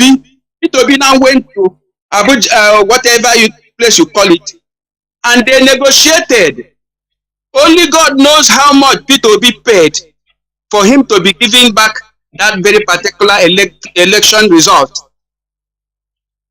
So when he collected this election result, he now used it to go to court. That was the end of Ngige. They announced the original election result, which they rigged against the people, was giving back to him. There is payment, because nothing goes for nothing. You cannot be. Obasanjo knows that you cannot give you a governor, even to be a police DPO. There is money you pay. You cannot just be a police DPO in Onitsha or in a major city just like that. You pay millions of naira before you can make a DPO. Talk less of governor. So he paid a lot of money before that very particular this thing was given to him. So he used that particular election result and go to court and won the election. That's P2B now. Yes, P2B. That P2B you see that speaks like Sarah's voice. People are deceived by that voice. They never know who is talking. Now, when he became governor, Ngige was out a little bit. Then the deputy, who is Etiaba, was there for a moment. After all said and done, Etiaba stole the little he can steal from Newi and left. P2B now entered the office as a legitimate winner of the election. When he got in, remember that already the security that was protecting Ngige are now Mossad boys, filled every nook and corner of the street. In fact, they dismantled all the whole vigilante you have. You cannot call yourself a vigilante. They said they are now authentic vigilante, the authentic security in Anambra State. So they dismantle you and collect their guns from you. Now, P2B now told them, you have to leave me to govern the state. They said, how can you leave you to govern the state? Why don't you be giving us the money? They said, no, I'm not giving you any money. Leave me alone. I did not bring you people in. Please leave me alone. They say, so you mean we'll be stranded? He said, if you like, be stranded, or if you don't like, just get away from Anambra State. Get away. I am not interested in using you. I swear and oath to become the governor under Nigerian Constitution. There is police there to protect me. Therefore, I cannot use you people. Of course, that is typically Igbo man brain. The money you give to them is not even your money. After all, last time he went to visit Gumi. And Gumi you went to visit told you that the northern what the terrorists are, what do you call them? Those terrorist groups you have in the north are northern warriors. Protectors. They are their warriors. Yes. But you, P2B, went to visit him. But these boys, who is your brothers? You tell them, no, he cannot do anything with you. And they didn't even try to negotiate with them. No, he told them he is not negotiating anything with them. He said, if you are not going, I will bring army. And then what happened? He went to Obasanjo, said, give me army. This boy said, doesn't want to leave me alone. Obasanjo said, Obasanjo told him in advance, if I bring army, you cannot control what they will do in that state. They will kill so many people. Is it not better you go and negotiate with these boys? He said, no. Obasanjo showed up. He went there several times. Now, what happened again was that during this time, there was something that happened in Onitsha. When Gideon Akaloka was killed in the north, you remember very well, was beheaded. There was so much killing. Yes. Not Igbo people there, they acted. There was rioting. Some Igbo people were killed. Their body brought back to Onitsha. Some brought back to Aba. These Mossad boys were outraged. And they massacred Not the Fulani, the Hausa people. Because even the Hausa people who were then living at Aba and Onitsha were escaping from the hardship that is caused to them by the Fulani lords, so to speak, Fulani rulership in the north. So most of them migrated down to the south. They were selling all their things. There were peaceful people. Oh, they are all peaceful people. I have not seen them at any day doing anything nasty. But when this thing happened, I don't know who instigated this Mossop boys. No, it's reprisal. It's normal. It's a reprisal attack. It's normal. Okay. There was, okay, I'm just speaking normally the way I say the thing. So there was this reprisal attack and many Hausa people were massacred at Onitsha. And so when finally most of these boys that was massacred have their brothers in the barrack. So when Peter Obi now successfully brought in the army, Obasanjo now gave him army to come and begin to chase, because he first wanted to use police. These boys overpowered the police. They overpowered the police. Police cannot even match them. Then when this army was coming, it coincided when the Hausas were massacred in Onitsha. And what happened? Heaven let loose.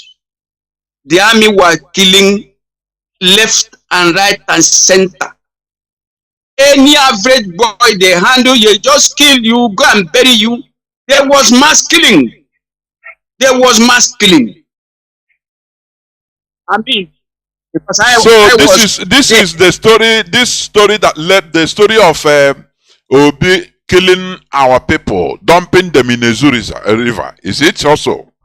Yes. Yes. This is exactly how the story started. You understand me? That time you don't go in the night. Once you go anywhere or towards Opi-Wek area, once any military, they handle you, just kill you immediately. They shoot you, They don't look at your face. And most of the guys they kill was these rich boys who think that they are not part of the Mossop. They don't consider the Mossop. They consider everybody Mossop. They don't care. They massacred people. Thousands were killed. I mean, thousands. They did another reprisal over what the Mossop boys did. They massacred people. And then our leader, Chukwuemeka Odumegwu Ojukwu, called Peter Obi. Why are you bringing military to kill your brothers? What is happening? That did not go well with Peter Obi and Ojukwu. They started having problems. Very unfortunate. The rest is history. Ojukwu died under the watch of Peter Obi. I don't know if you know this. It was during his tenure in the office. That same man that raised his hand and declared him Apuga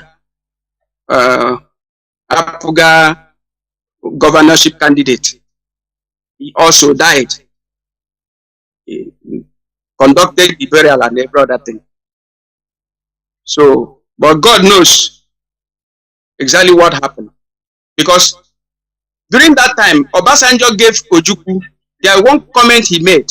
Obasanjo gave Ojukwu one-way ticket to come to Abuja. He was to be arrested. Yes, and the entire student of, I could remember. The entire student at Enugu, what do you call that, IMT, gathered in the house of Ojukwu and said, let Obasanjo himself come down here. That there's no way Ojukwu will leave this particular place and go to Abuja. So he was given a letter. God knows exactly what they did. Maybe because after the death of Fabiola, there was this Truth and Reconciliation meeting they had, where we know that there is a poison you can give to somebody. The poison that was used in killing Abiola, you remember?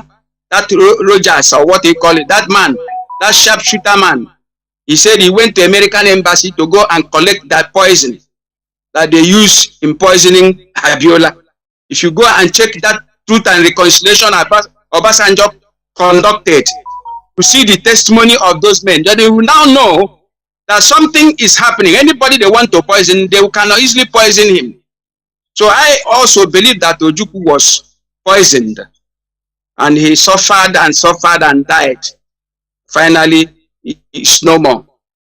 Then this is how Peter B now ruled for 8 years without doing anything, virtually nothing. All he can boast of doing is abandoning Premier Brewery, going to build Hero Brewery at another site towards where you have a General Cotton Mill factory. Then they have abandoned that place. That is the area towards the side of Head Bridge. Went and built that very particular beer there. Then what again did he do? Nothing. He didn't even build a port, no housing, nothing, no road. Only that structure from Head Bridge to Zik roundabout. That's all. That double lane he built there. That is all. And you know our people so stupid and gullible. They say, this man is more distant. They easily carried away. And so after 8 years, he spent in office, no industry, nothing was put in place, not even the so-called seaport. Ekweme collected the money and went to use it to build a motel that made him to be jailed by Buhari administration. Went there and built only a jetty, not even to revitalize it. And you remember when Yaredua came in, Yaredua continued with the system of Shehu Shagari, because these men are from Sokoto axis. You see, the Fulani of Sokoto are different from the Fulani of Daura axis. They are very different set of people. And these are civilian people. He now commissioned to dredge River Niger. He was dredging that River Niger. There were so many machines in that River Niger during the time of Yaredua. He was dredging the River Niger to get it to Lokoja so that sheep can be passing through there. And so he made one statement that take away his life. That statement was this: that he want to abrogate land use decree. That land use decree that was made by Obasanjo, he want to remove it so that people can be able to sell their land. Since there is nothing like money coming from government to the people. Yaredua made that statement, because I don't forget anything. In my house, I have 1,400 newspapers packed up to now. Newspaper. So I read newspaper from A to Z. Not that I just buy it, I look at the... No. In the night, I just put on light and read all the whole newspaper. Everything they say, who say what, I keep them. I don't sell. I don't take away the newspaper. I pack them. It's packing in my house now. 1,400 newspaper. So you can imagine that. So he made that statement. He want to abrogate land use decree so that people can be able to sell their land. Since nothing is coming from the government, immediately he made that statement. He was immediately poisoned and he died. So this is how Nigeria is being ruled. Nigeria is suffering from internal oppressors and external oppressors. Two things is confronting Nigeria: internal interest and external interest. So this is what we are getting through. Nigeria could have been a well-developed country for a very long time, but they don't allow it. 1979 to 1983, December 29th or 30th, 4 years. They have already conducted the election that will see the next the next administration of Shehu Shagari and Shehu Shagari including Sambakwe. But the same man that handed over to Shehu Shagari went again and overthrew the man, and then bring in Buhari. Buhari was not competent. They don't want to show themselves. They know that Buhari is not a competent fellow, and he was pursuing war against indiscipline and all that. If you remember that thing they did that time, Yes. there was this destruction of illegal structure all over the federation. They say it's war against this discipline. Monday sit at home, Monday or Saturday, last Saturday Clean up. clean up. It was under him to show that he's working. Buhari is an empty brain, to be honest and candid. But they know, they themselves know. The same Buhari again, they brought in again, 2015. And the disaster is what we are witnessing today. So we have two problems: external interest and internal interest. Okay, Mazi. The internal interest will go outside and tell external interest how to come in. And when they come in, they will hijack everybody and begin to pontificate who get what and who get who. Let me stop here a little bit so you can ask. You've made the honestly startling revelations because we need to understand the politics around us. That is the reality. Otherwise, we are just like living by the day, just surviving. Not even surviving. We are just surviving. But when you understand things that are happening around you, the politics that is, or the policies and politics that is affecting your life and made you to be, because whether we like it or not, the policies being made by all these politicians is what is affecting our life, daily life. Whether we like, it doesn't matter. I'll say you're a believer in Hindu or Christianity or Islam or anything. Oh, that you believe in God. Now lie. The policies that are being made by these politicians is what is affecting our daily life. So we need to come to grips to understand it. That is why in a real democracy, the people has power more than anything, because the politicians are very few, but they make policies that are affecting lives of millions of people. So what happens is this: if people are a country where people are, the population are politically conscious, they will never allow anything to go by, because it affects them. It doesn't matter how mundane. They will come up in order to oppose it or to support it. Don't you see what happened in France last few months? They protested. Only bringing back, reducing retirement age from 62 years, official age of France retirement, taking it back to 64 years, only 2 years. They said no. People, the whole country stood still. People came out to protest, even devastation. They destroyed many things. Yeah, because they understand these are living people, living population, people that are alive, political. Because when you can be seen as you are walking around, you are alive, but you are dead. Nigeria has a dead population, very dead population. They have been beaten to death, so that everything goes by. You see a population in a federation, what they call republic. Republic means for the public.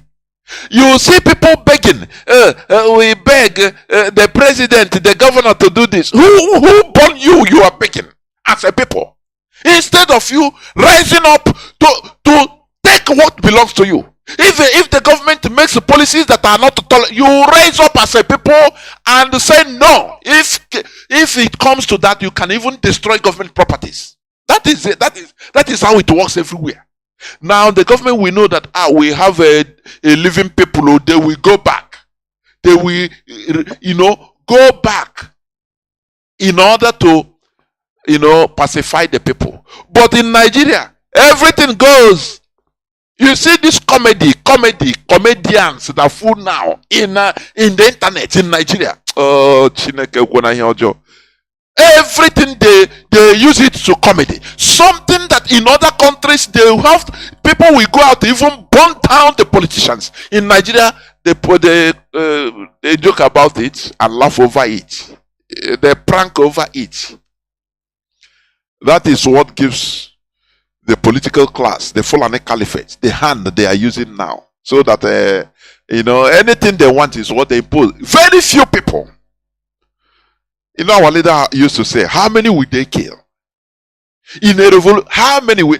Look, America threw a bomb in Hiroshima and Nagasaki.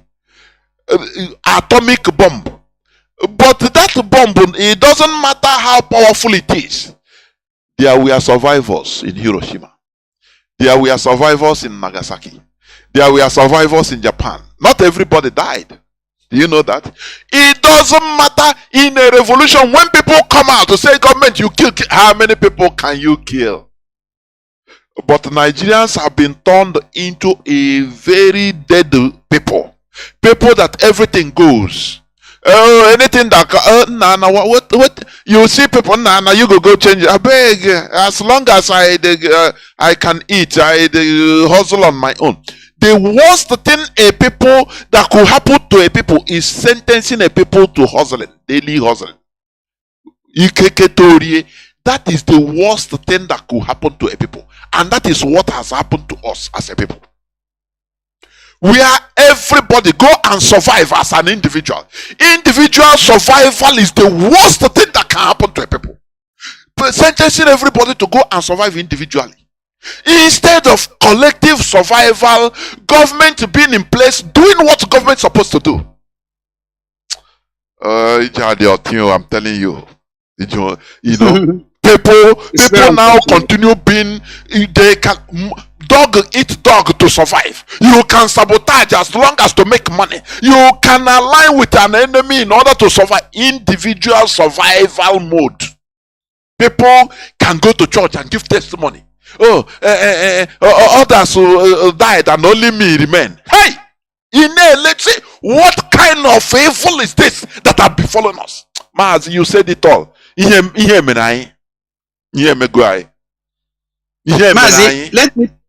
let me say another thing again. Yes, please let go me on. say something. Because we are rounding up. I will open line just for few calls only. Very few calls. Okay. You go on. Just round up. Let me just say something else. You see, during Obasanjo coming into second leadership, let me say so, because he ruled Nigeria from 1975 to 1979, handed over to Shehu Shagari. Then his second coming was after the annulment of June 12th, and after the Bruhaha, the Abacha, the Abdul Salami, and every other thing that goes with it. Then he came back again. Do you know this kidnapping we are having today was invented by Obasanjo? Do you know that? Obasanjo brought in anything about kidnapping that you are having today, both in the north and in the south, was on that particular time of Obasanjo presidency. They tested kidnapping with Ngige. It is on record. I'm not just trying to accuse anybody. The Esere Dokubo was a Obasanjo boy. He was a Obasanjo boy. They were into trying to, play some fast game.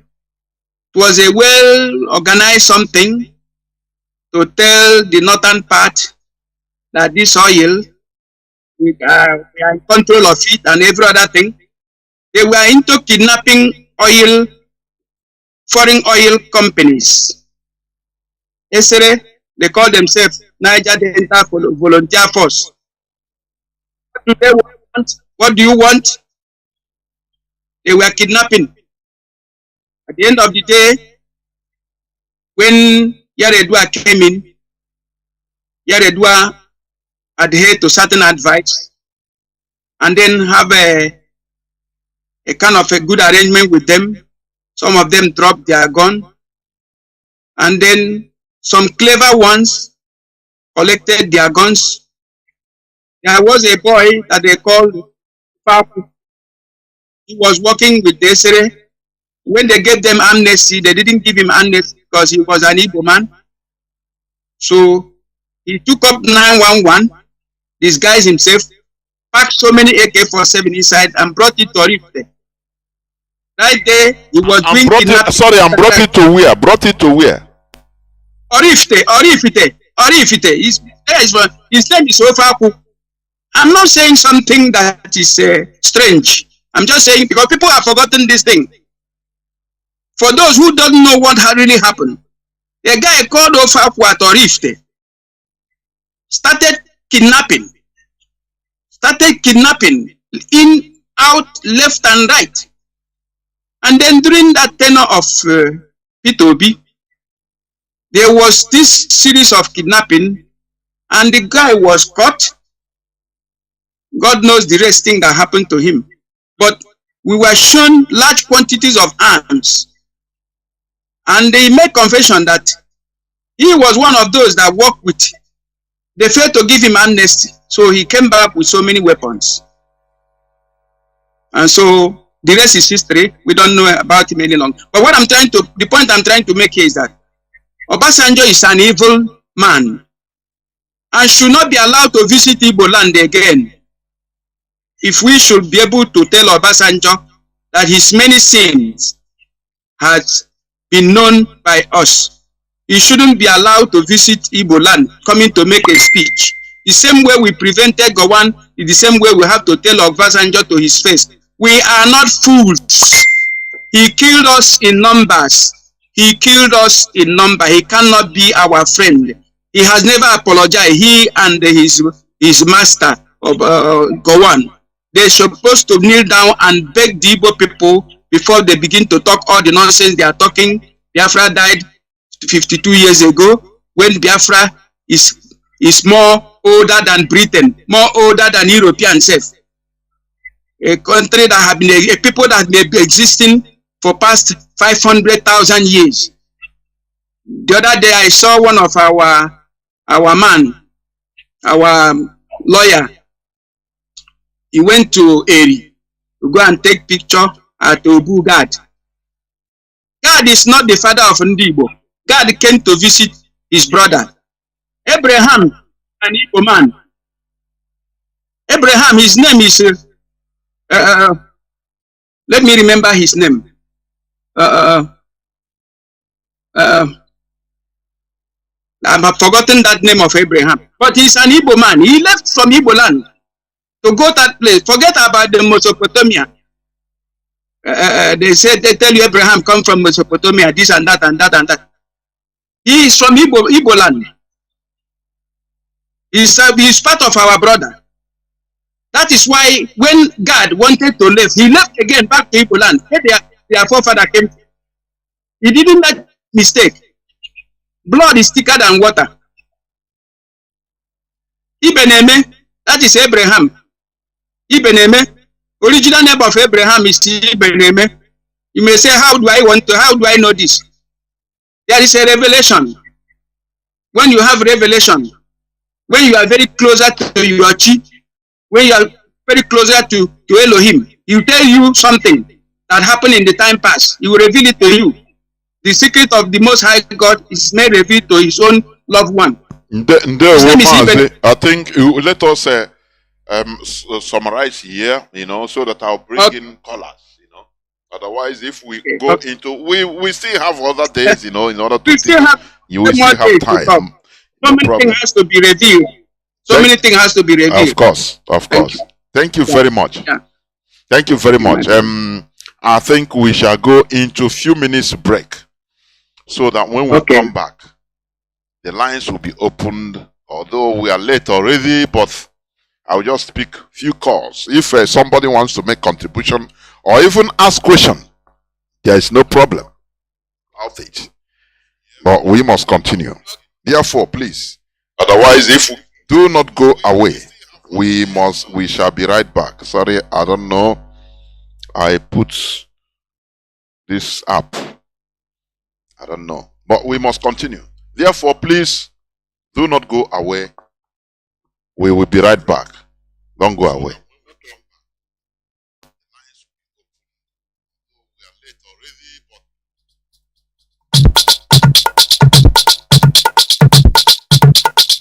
ụmụnne ndị Biafra oge igo ọnụ ọgụgụ n'isi nke ha kpọrọ Census 2023 ụnụ ahụlanụ na ihe ahụ ejiri ree mbe ihe na-ekwesịghị ka ọ bụ ihe a zụrụ ya ha ebidokwala ya ọzọ. anyị onwe anyị bụ ụmụ Biafra IPOB Indigenous People of Biafra worldwide n'okpuru onye ndu anyị bụ Mazi Nnamdi Kanu na-eme ka ụmụ Biafra niile dọrọ aka na ntị na ngụgụ ọnụ nke isi n'isi akpọrọ Census 2023 ga-ebido n'obodo a bụ Naijiria n'oge na-adịghị anya.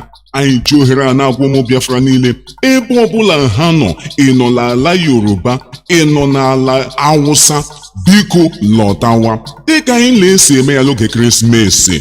onye ọbụla ala Lagos agba chako, ugwu Hausa agba chako, ya dịka ebe agbara ọsọ abịala n'oge ahụ ka anyị were otu a lọtawa bịa gụkọta isi anyị ọnụ makwa n'oge anyị ha, n'ihi na amara imere onye kpọrọ gị asịpụrụ ọhịa. anyị agaghị abụ chataizi gachọrọ ka anyị ehie n'ezi ma ọ bụ tụrụ ọkụ a ga-eji vuchi ivu, ọ dịghị ihe anyị ga-awụ ọtụ.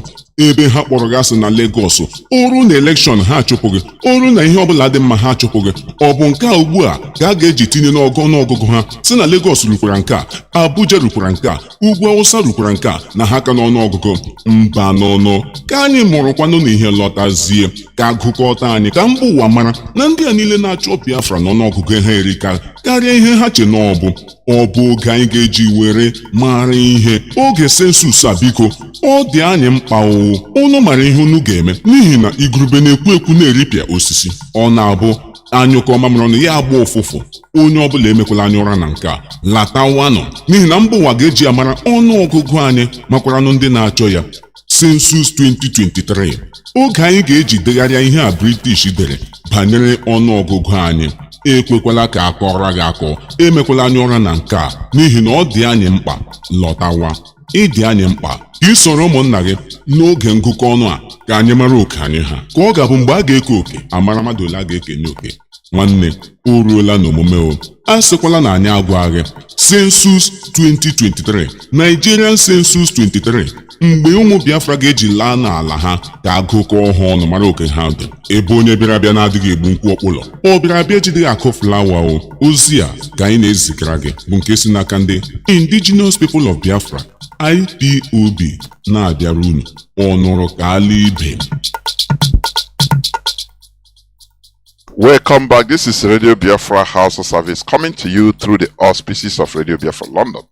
My name remains Mazi Jonathan Chinedu from Olu province of Biafra land, and with me is Mazi Ezekulie, a veteran indeed, who is here with me making some startling revelations, because we need to know all these things.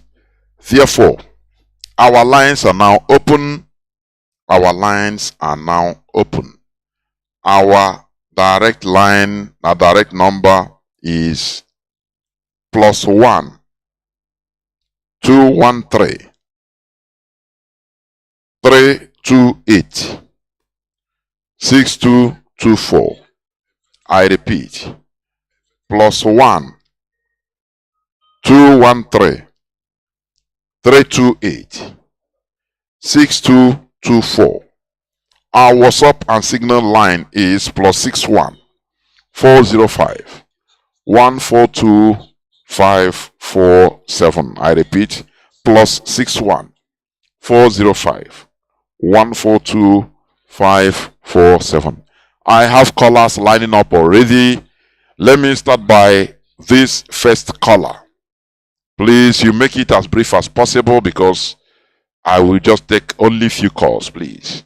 Caller on signal. You are the first caller. Can you hear me? Perry White. Can you hear me? Welcome to the program. Yeah, yes, Mazi Jonathan, good evening, sir. Ndewo, Udodrege. My name is Mazi Fanyi. I'm calling from my location. Daddy, our veteran, Daddy Udodrege, I pray Machuko Kabiama give you more long life for you to live and educate and give us more revelation about this our evil politicians.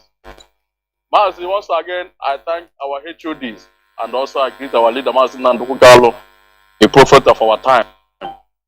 Mazi, yes, what our veteran said is true. Mazi, I'm almost killed during that time of P2B, Mazi. I'm telling you the fact, even that time, these zoo soldiers, they are even not only seeing people killing people, once they see any mark in your body, Mazi, they will gun that person down. And in fact, you know, most of our tribe, we always have some mark which is different from other tribes. Are you getting me? But you see these bamboos and monkeys, once they see any mark in your body, your own is gone. Mas, during that time, P2B killed a lot of people. A lot of youth was wasted in Anambra. Even strangers, even the indigenous of Anambra was wasted. Everywhere there is a kind of fear and everything. Even my younger brother was forced to leave and travel to village. All my brothers, Mazi, is very, very terrible. But I thank Chukwu Okadam, all their secrets must be revealed so that the people will know that that man called P2B, he can never, in short, he's an evil man. Then just bring that man to distract us. But Chukwu Okadam can never allow that man to succeed. Biafra or nothing. Mazi, let me drop from here. Let me not go long. May God bless you, Mazi Jonathan. May God bless you and give you strength so that we can control piloting and dedicating our people. Let me sign off from here. Once again, thank you, my brother. Thank you, thank you. There were caller on direct line. Can you hear me? Caller on direct line. Can you hear me? Caller on direct line. Caller on direct line. Can you hear me? Please go on. Go on. No time to waste. Please go on.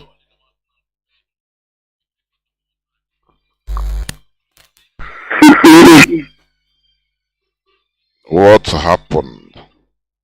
What happened to the direct line caller? No, I don't know. Calls are flooding in. Caller on whether it's the phone is blocking. I don't know. Okay. I don't know. When calls are too much, these phones they start blocking. Caller on WhatsApp. WhatsApp. You have been there for, let me see how long. Okay, go on. Caller on WhatsApp. Can you hear me? Hello. Yes, go on, please. Caller on WhatsApp. Caller on WhatsApp. Can you hear me? Please go on. Go on. No time to waste. Please go on, please. Just few minutes. Okay, thank you. Mazi, am I coming out? Mazi, go on, please. Go on. If you are not coming out, I will tell you. Go on, please. Go on. My goodness. Please, there is something I would like to correct, please. If I pick your call, stop asking Mazi, am I coming out clear? That is a question that is not necessary to me. Because if you are not coming out, I will let you know. Direct. I don't know. Calls are coming in from every angle, please.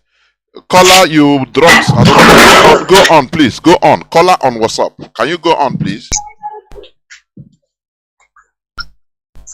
Caller on WhatsApp. Ganiru. Mazi Jidofo Ganiru, please. Okay, Mazi, good evening. Thank you so much. Thank you.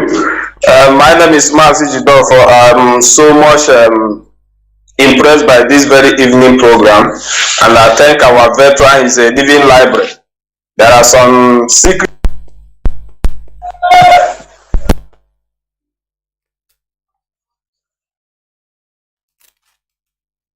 I'm very, very sorry. I don't know what is happening.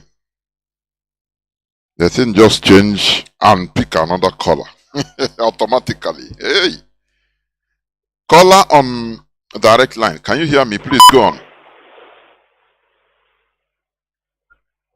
Caller on direct line. Can you hear me? No. This one is reconnecting. Caller on signal. Just hold on again. Let me pick this caller on direct line. Caller on direct line. Can you hear me? Please go on. Caller on direct line. Ndewo Mazi. Ganiru, please. Wapu yoso.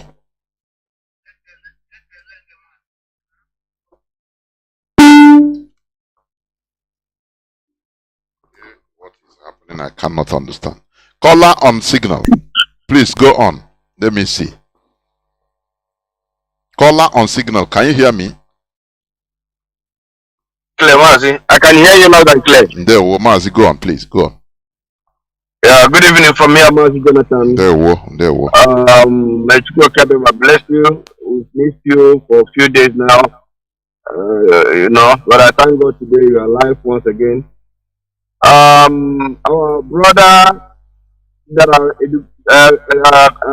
educating us this evening, we want to say a very big thanks. Keep on bringing this revolution that our people will continue to know what happened to our people, because it is really, really horrible. I have learned a lot this evening for what you have taught us through this radio Biafra. Mazi, please, I just want you to allow me to make this important announcement. It's one of the reasons why I called. Please, I will just make it very fast. Fellow Biafrans, lovers of freedom, my name is Mazi. I'm calling from Austria, and I serve the indigenous people of Biafra as IPOB Austria National PRO. We are inviting all families of indigenous people of Biafra, IPOB Austria family, and also well-wishers to join us for this ESM fundraising. It has been approved by the DOS, and the ESM fundraising is going to take place on 29th of April 2023, and the time of this fundraising is 6 p.m. Biafra time. Once again, the ESM fundraising in Austria is going to take place on 29th of April 2023, and the time is 6 p.m. The venue of this fundraising is Zoom Media Tag. Please, if you have a pen, write down the ID number. The ID number is 8793184480. I repeat, ID number 8793184480, and the passcode is MNK, which Mazi Nnamdi Kanu in capital letter MNK. Mazi Nnamdi Kanu is the passcode. And our guest of honor on that day is Mazi Abani, IPOB European representative, is going to be with us on that particular event of this fundraising. Our brother Mazi Chifume, IPOB Vienna Zonal Coordinator, is going to be part of the moderator, and the moderator also is going to pilot the affair of that day. Mazi Obinna Metusala Metusade is going to ask for the program for the fundraising. And please, we are begging every IPOB member to make yourself available in this fundraising of ESM, because these men and women have done a lot for us. This is why our land is secure today. And the second one quickly is on 1st of May, which is going to be on Monday, a public holiday. IPOB Austria is calling all of us of freedom for our first march, our first protest here in Austria. Is going to take place in Linz. It's going to take place in Linz, not in Vienna. So all road is leading to Linz on 1st of May. Most of us that are coming to this protest, we know where we used to gather, and our meeting point is Gold Garden. It's not far from train station. Immediately you come down from train station, Just ask anybody around you. They will tell you where Gold Garden is, just 50 meters from train station. Please, all zonal coordinators, it's mandatory that we must educate our people the reason why all of us should be heading to leave on 1st of May. Because the Austrian television is going to carry this protest, and all their parliamentary members are going to be also in this on that day live to see why we are letting them to know that our leader Nnamdi Kanu is still being held in the Zoological Republic of Nigeria under the DSS that is still holding our leader. Despite this man has been discharged and acquitted, they are still holding him. Please, we must make this protest a worldwide protest so that they will know that our leader is still in the hands of these people. And the time is 8 a.m. in the morning. We are gathering in both gardens 8 a.m. in the morning. Please make sure you be there, and as you are coming, come with our regalia and your flag. And as you do so, may God bless you. Mazi Jonathan, thank you for giving this opportunity to make this important announcement that is going to take place here in Austria. Thank you, my beloved brother. May God bless you. I hang up from here. Thank you. There, Mazi. Thank you very much. Caller on direct line. Can you hear me? Caller on direct line. Caller on direct line. Can you hear me? Please go.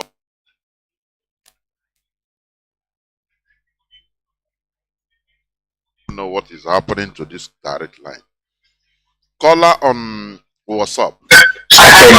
Caller on WhatsApp. Go on, please. Because Call Caller on WhatsApp. Can you off your radio and talk to the whole world, please? Off your radio. Caller on WhatsApp. Can you hear me?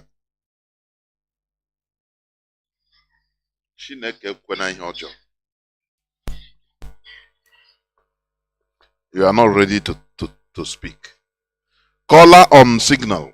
Welcome to the program. Can you hear me? yes, Jonathan, can you hear me? The whole world is hearing you. Because and Kenke, don't go just 2 minutes highest. Jonathan, I want to come here and make a Biafra. Veteran. Biafra all over the world. Apparently, any local will show. And on Gawali, we are the same thing. But no another. Biafra, I was that detail. How people come out, how the English. I work at first, come up from over. Not in America, after 2 months with the no bad that. And they will allow on me, that. I can't to be. Anything of I get better than a veteran. I was there, you get out that night. We recognize any. We have our own women. Fulani have their own women. Biafrans, pretend have their own women. Then I'm Jonathan, I say. Then I think it's over, I say. Okay, see, but come up down and then I'm the car. What the quality that Jonathan, let me get the quality. Who bought monkey panel? Who bought monkey? And then Jonathan, you can get also. How I will do it, the ones on the pretend and the church are there. I follow. Then I judge. I think you're the veteran. Stop trying to condemn my issue. I'm telling you, get the Jonathan. But I could tell you, get the Jonathan. When I start, we don't do this. With this, any you have to try to take it. We tell with that plot that I need. When you come on, keep on. I'm a kind of jacket. Everywhere Biafra, anywhere you are on this earth, as long as you are present generation, this Biafra, they will be that. Now, USA, Igbo Congress, and America, I don't understand the Igbo here. I can't get what I said. I pretend, they will pretend. How would you people, how would you pretend the power? Also pretend today. That's what I was. Only what is it that to pretend I'm going to be dead. Who am I to hold that? Okay. Saluto, okay, say battle. On the nail, Captain, I said that I did. Only one and another dead. Only you people are so we are so far don't say enough. That's what I want to say that you know, that's what I only that you know. I get that we cannot have a nine. na toho do doshi bete na ta wa ma kamela na ebra na ke kwala ai o ke butela ta ite apa ebra se ta frente na mka ke na ba tonda bo bengo bulta te batanga tuko kitapiama metu ni yona kwete na de Kanu betu Kanu Ndewo Mazi, ndewo. Ndewo. Ebe to na tele ko aru pala hunde mochi ndebo ye na pota one mistake ke ka ke jiwo chiko tabia na ni kai ke fa we tere putare so ta ya pia we den ti ni mala le pe eke no na mpo ya oje Ndewo Mazi, thank you very much. Caller on the direct line is Cotton. I don't know. They are filtering it mostly from the zoo. They are filtering it, honestly. Caller on WhatsApp. Can you hear me? Welcome to the program. Caller on WhatsApp. Caller on WhatsApp. Can you hear me? Please go on.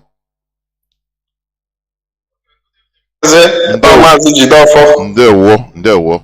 Good evening. Thank you for this opportunity. Mazi, I want if I contribute to the Anekuna Balia, which I learn a lot.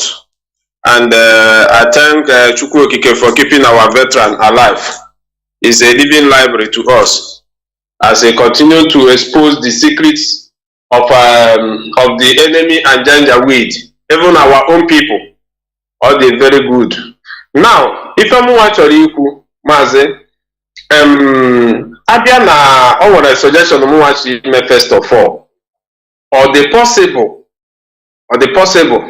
most of these our politicians in a grant her interview via Radio Biafra if possible because why you go this thing go the reason why you make this suggestion Mazi, let me say something here. Hello, Mazi. Inano him neku. Is it people people that are afraid of any slightest thing concerning Biafra? Na Radio Biafra. Even haga ban shebam mamre immediately. Only that, Mazi. More reason Nji will make this very suggestion because why Nji make a suggestion I could remember Ezife as of 2021, 2022 he was busy on every radio interview telling them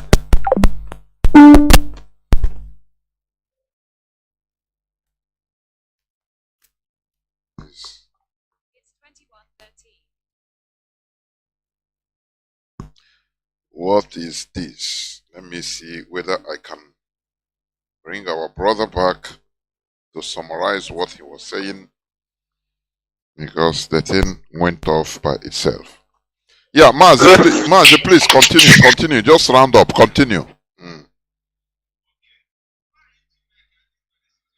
Boka ka akpọpụtagodi ndị outside again mwana ha ga-agbanse because I cannot be able to hear Ezife again on interview upon all the things that man said before the election, how they want to bring new Nigeria. I've never heard him anymore in any interview again speak. So I made this very suggestion. Can we get all these politicians out? So although not the possible, I will be much happy for such move to be taken toward this very movement. And again, this our prank makers, all this our brother, or any mechanism when he keep put in place to checkmate these people because as an anabara uzo weremba or direshi, these our prank makers and comedians, they are damaging the brain of our people so much. Obu no any move they take on this set of people. They take that very drastic move on this set of people. How human being in a user of force, it can never change. So nka habron the second one. Then third one was what our veteran said concerning Holy Communion. I supported this as in all the 100%. Ihe a bụ inye mmadụ wish. Ọnọdụ ka oge ngara service in Ugwu Hausa.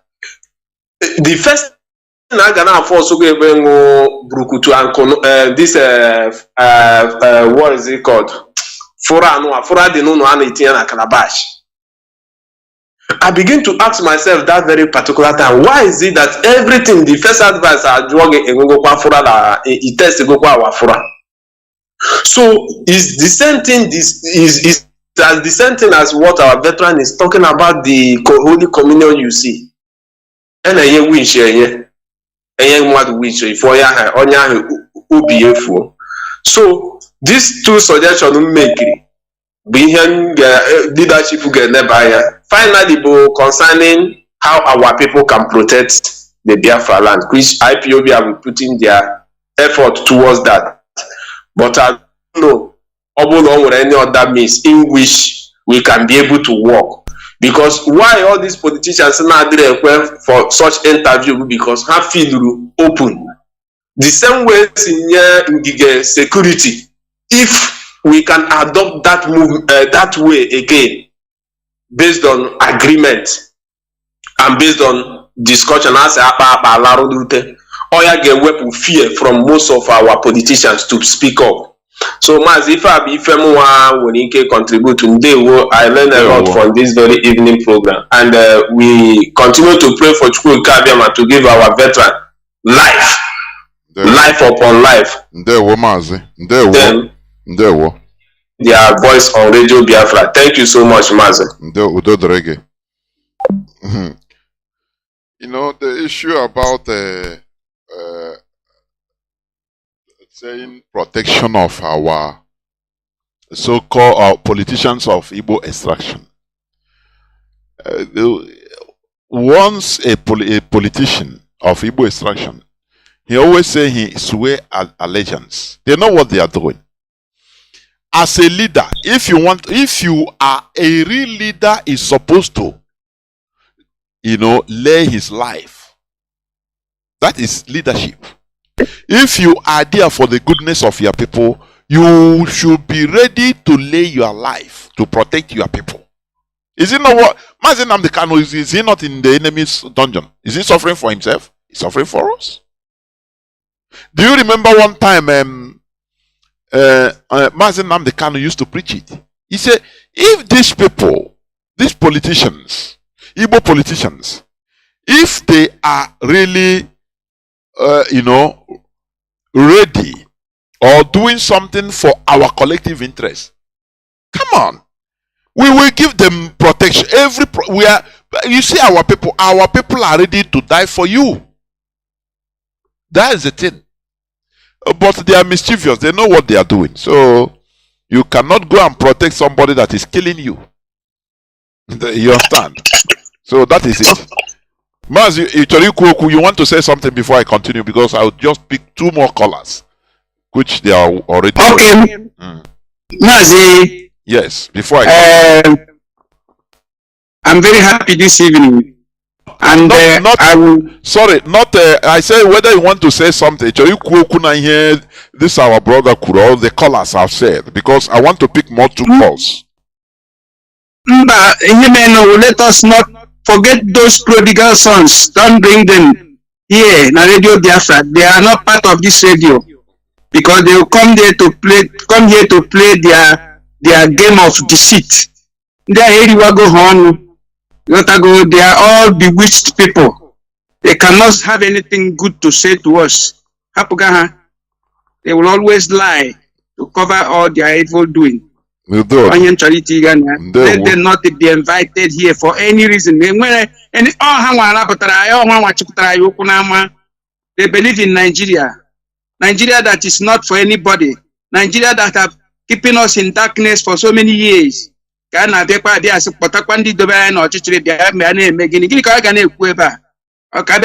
right? No, that would be a very serious noise making. Thank you. Towards the end of it all, maybe I will summarize and then okay. Okay, just one more call. Caller Okay. on, I don't know, I want to pick call on direct line, but it's cutting if I pick a cut. I don't know why. Caller on signal, can you hear me, please? You are the last caller, please. Can you hear me? I can hear you loud and clear, Mazi Jonathan. There we go. Welcome to the program. Ndewo, Mazi. Fellow Biafrans, good morning, good afternoon, good evening, and good night to some of you, depending on where your domicile. Mazi Jonathan, I thank you very much for the good work you are doing for us. I also thank our veteran, Mazi Ezekunie. Mazi, you see what our veteran just said.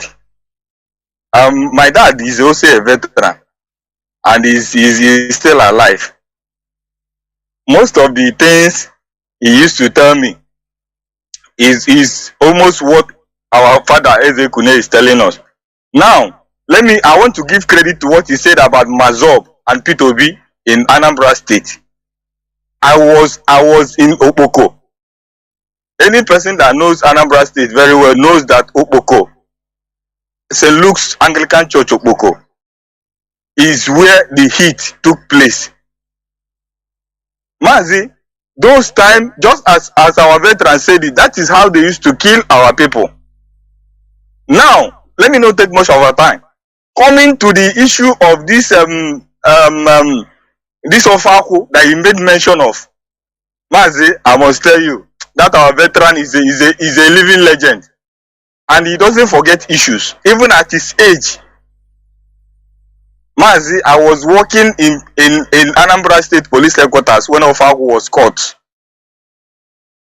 And it is exactly as he said it. That is the way it happened. Mazi, I don't want to take much of our time. Let me just leave it here. Thank you, and God bless you all for this good work you people are doing for us. We must restore Biafra, because without Biafra, we are nothing. Of course. Thank you. All hail Biafra. Oh, must say Biafra. Without Biafra, we are just like roaming aimlessly in Nigeria. Do you see how during election time they will they will tell you go to Onisha, go to Aba, go to Wele, go your home, go southeast. They disenfranchise you. But now census is coming. They say no, you have to stay and you have to stay and be counted wherever you are. Do you see how they play around with us as slaves, as people without form and void, people that you can push out? All these insults, and our people are taking all these insults with with patience and pride, or what? I cannot understand. Mazi, please make your parting statements, please. Let us close the program, please. Mazi, go on, please. Yeah, fellow Biafrans, thank all of you this evening. Mazi, God bless you and give you more strength. I love what you are doing in Radio Biafra and all the presenters. I'm so much addicted to Radio Biafra, I can tell you. Start from morning, Chineke and South Africa. I listen up to Ike Peters, Mazi Alozie, Mazi Banali, and each evening I always expect to hear your vibrating voice. God bless Mazi Nnamdi Kanu, our leader, the incarnate of Ndiche. God brought him to restore Biafra. There is nothing the world can do about it. Let them conspire. They have stolen enough from Biafra land, and if they want to steal more, they will perish there. Of course, they are perishing. You can see they are fighting themselves all over the place just because of that very particular dot you see there. That is why the world is in trouble, and they will continue to be in trouble. Biafra is the center of humanity, and we must restore Biafra. Whether they like it or not, we must restore Biafra. Ihe ọzọ m ga-asụ asụsụ Igbo bụ okwu a m kwuo ya onye na-anụ Igbo nụrụ ọfụma asị onye ga-ahụnụ hụchakwa ahụcha maka ejikweghị mkpirisi osisi were na-anya uduku akpa ejikwaghị mkpirisi osisi were na-anya uduku akpa ya wụ ilu onye na-anụ Igbo nụcha ihe m kwuru ọfụma n'ihi gịnị oge eruola mgbe a ga-ebido ime ihe dị agha ọ bụghị igbu mmadụ ụkwa n'ịkpa aghara mana o nwere ozi a ga-ezigara onye na onye ọbụla ịmara mgbe Mazi na-ekwu okwu ọ sị I need 100 men and eche m na 100 men ahụ apụtana egwu anyị eruo mgbe a ga-akpọrọ shi n'ọnụ onye obi ga-ekwe ya akpọrọ shi n'ọnụ bụọ mmadụ ịkpụshi n'ọnụ kwenye ihe wụshi ịkpọrọ ọnụ ilie obi kpụrụ shi n'ọnụ were bụọ mmadụ ya marasị ihe ị na-eme doro gị anya na ị ga-eberu enwebe mmụọ ịkpụrụ shi n'ọnụ bụọ mmadụ ndị anyị na ha na-eme ihe ekwekweghị ekwe ha ekwekweghị ekwe. They don't want Biafra to be hard. They must allow us to govern ourselves. Biafra must be restored, whether they like it or not. If not, they will kill themselves. They will slaughter themselves over this Biafra they are trying to prevent from not being a nation of itself. So let us continue to be resolute, to be straightforward, not wavering in our mind. If you call yourself a Biafran, a freedom fighter, don't have a double mind in what you are pursuing. We are fighting a just cause. It is not illegal for one to seek for independence of himself. After all, United Nations said it before. Self-determination is enshrined in their constitution of the world body. Therefore, it is not a sin for us to seek for independence of our great nation, Biafra. So I'm encouraging every Biafran who are listening to me this night, please have a focus. And please, don't ever, if you call yourself a freedom fighter, you have to free yourself from Western religion. That's number one. Once you can free yourself from there, then you can be a good freedom fighter, because you cannot be choked with that particular yoke of subjugation. It is a spiritual subjugation. Once you are captured spiritually, physically, you are taken as captive. Therefore, you have to reject everything, just like the other people call it Boko Haram. This is our own type of Boko Haram. Boko. The Western religion is Boko. It's haram to us, because they have used it so much to manipulate us and make us to look stupid and fools. And they slaughter us at will. So this time around, we have to reject every rejectable and boycott every boycottable that is necessary. That is what Mazi Mbono Ejike. Next time I will talk about Mazi Mbono Ejike and Ozwomba Mbadiwe Agadabashino Nuzueligwe. I will talk on that so that you people will know, including a Kanu idiom, so that we will also make a revelation on that area, because so many people doesn't know a man called Mazi Mbono Ejike and what he stands for. So fellow Biafran, thank all of you this evening for listening, and may God give you abundant blessing and memory to remember today.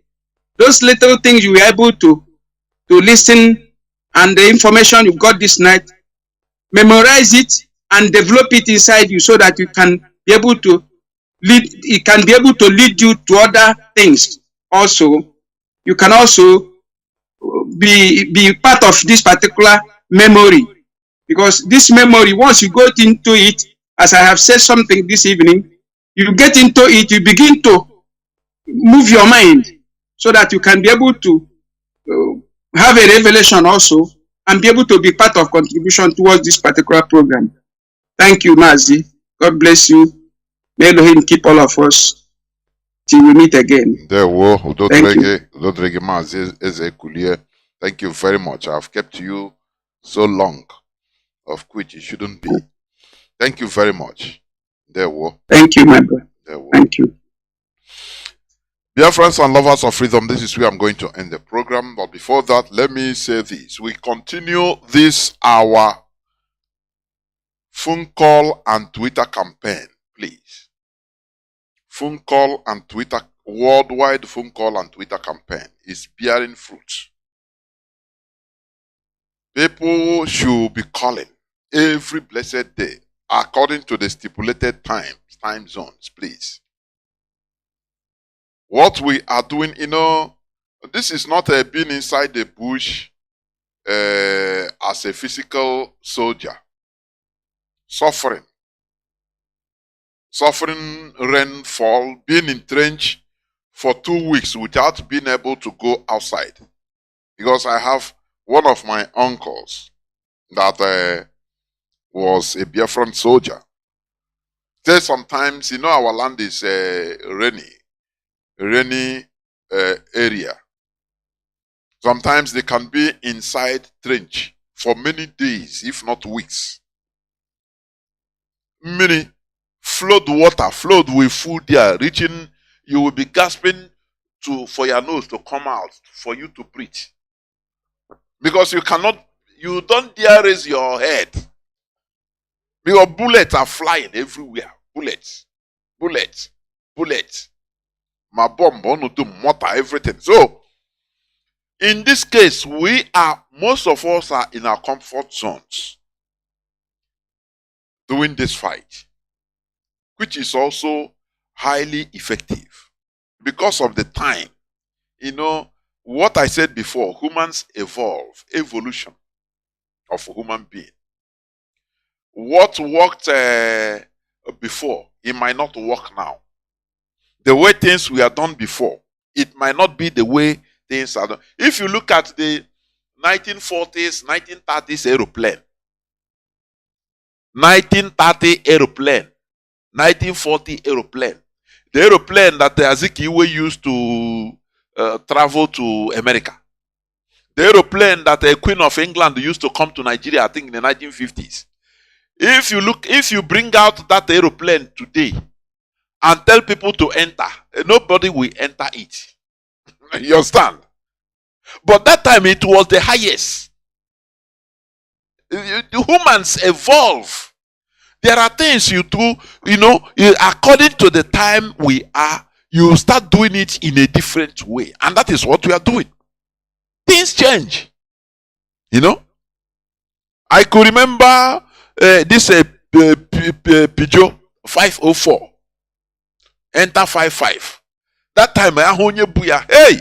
Odeka now AC because they make noise. AC.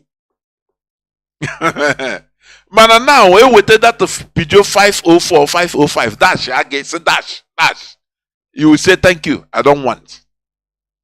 That is, the world changes and we change with time. That is human being. Now, if you can obtain something the same way you shoot bullets before use. Now all these calls they become more effective. Radio Biafra, social media, through all these places, we create awareness. Do you understand? This course is direct to these people. Imagine in an office, in the White House, every second phone is ringing. As this one is ringing, as he's answering, he's hearing another calls coming, floating in. When he pick the same request, I'm a Biafran. I want to notify to you that the same thing you read, another person, the same thing, the whole day. They will say, but these people, what is happening? Do you remember when we invaded the BBC? What happened? They came up to say something and they made mistake. They tried to go and do documentary, which we pushed them on the Fulani terrorists. And they made mistake. They went and met 101 with terrorists, which they have been tracking for 7 months. They have been with him 7 months. They are a world-renowned terrorist. And he attracted condemnations from everywhere. Oh, so BBC is trying to push terrorism, you know, or advertise terrorists. That is it. So, you know, we are just like ants. Once I make invade, some shina trouser again baginike. Some also na everywhere. That is our who IPOP is. Honorable one now one also. Anything we are doing, we do it as a group, a locust. We invade you. You must make mistake, or you must respond to us. BBC that time even invited, they wrote me letters, invited me to their debate. But I was unable to attend. I'm telling you honestly. Because of personal reasons. You know? So, that is what we are saying. This phone call and tweets, it is highly effective. We continue telling the world. They don't want to hear our cry, but we continue crying. We continue telling them their sin in their face. They committed genocide in Biafra. Biafra genocide is the only genocide that is not recognized in the United Nations. Courtesy of Britain. Anytime it was brought up in the UN, Britain pinyonya like this. For your information. What Britain, the fear of, what is adding to the fear of Britain, let me tell you. They believe that if Biafra comes, that we are going to sue a hell out of them. That they are going to pay reparations. Until that they will sell British Island in order to pay Biafra reparation. That is their main fear. But we are telling them to be courageous. Act like a man. Act like a human being. And accept your responsibility. That is the only thing. Nothing more. Now we move on from there. After all, Britain supported the apartheid and labeled Mandela a terrorist for many years. Kept him there. But after what happened? Life moves on. That's it. But we want to be given that dignity, or that human being dignity of being able to control our life, govern ourselves in our own way, not being imposed an identity they want us to be, something they want us to be. It is very, very sad. It makes us look less human than them.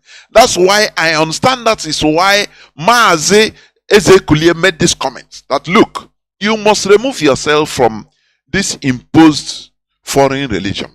I know many people might not understand it. It is not about talking against any religion, no. But what we are doing is for our own good, our own goodness. Something that will make us to survive, to live as a people. Not living the life they want us to live. There is a difference between what they want us to be and what we are as a people. Britain is changing our nomenclature. Look at how we are being sentenced into individual hustling, individual survival. Everybody go and survive as many of us, most of us, many Biafrans, many Igbo people, many Nigerians don't even know that the government has a role to play in your life. People don't know. They don't know that government should, that government should help you as a human being as you are living. Because that is why they are there. But they have sentenced us in a way that Okorocha came and built a roundabout. Hey, any governor or senator or president that builds what people start praising the person as if he's doing it with his money. It is not ignorance, it is stupidity. Because ignorance is a lack of knowledge. Sometimes due to lack of information, maybe genuinely you lack knowledge, but sometimes it's stupidity, gullibility. We ask the obedience to rise up and do their thing. Defend what you believe in. That is the only thing we are asking for. We don't ask for much. Defend what you believe in. That is it. If you are not able to defend what you believe, to die for what you believe, it is better you don't believe in anything. Stop disturbing people. Oh, we have a structure. Oh, I could remember before the election, we don't hear word from all these bloggers. Hey, obedient, where is your structure? I ask. If you have a structure, rise up, activate it, and rise up and do something to defend what you believe in. What they denied you. Do you see where we are more than you? We are IPOB. We are ready to die for what we believe. Are you ready to even defend what you believe? Not even dying, defending. No. Once everything was rigged and you disappear into thin air, and another 4 years you come to disturb people, you see Reverend Fathers trying to beat people that doesn't have PVC. Where are those people now? I ask, where are them? Oh, if you don't have your PVC, don't call my name. Don't come to my house. Don't do. Where are those people? Or are you going to come out to apologize to people for deceiving them into taking PVC? You were thinking that their PVC counts. But Mazi Nnamdi Kanu has been warning you. Radio Biafra has been warning you for many years. And we allowed you to do, for you to know, to confirm once again, because it is not about first time, to confirm that your PVC doesn't count, and you have seen it, and you have disappeared into thin air. I bet that you don't disturb people again. You keep quiet forever and join what we are doing. That is the only thing. Thank you for listening. Biafra is our religion. Biafra is our identity. I am very, very sorry or apologetic for people that come mostly on direct line. I don't know. I think the direct line was filtered. I don't know, because calls come mostly from Nigeria. Calls come, but no way. If I pick, it cuts. If I pick, it cuts. Many calls I picked, it cuts. Tomorrow is another day. Thank you for listening. From me, Mazi Jonathan Chinedu, from here, just simply good evening.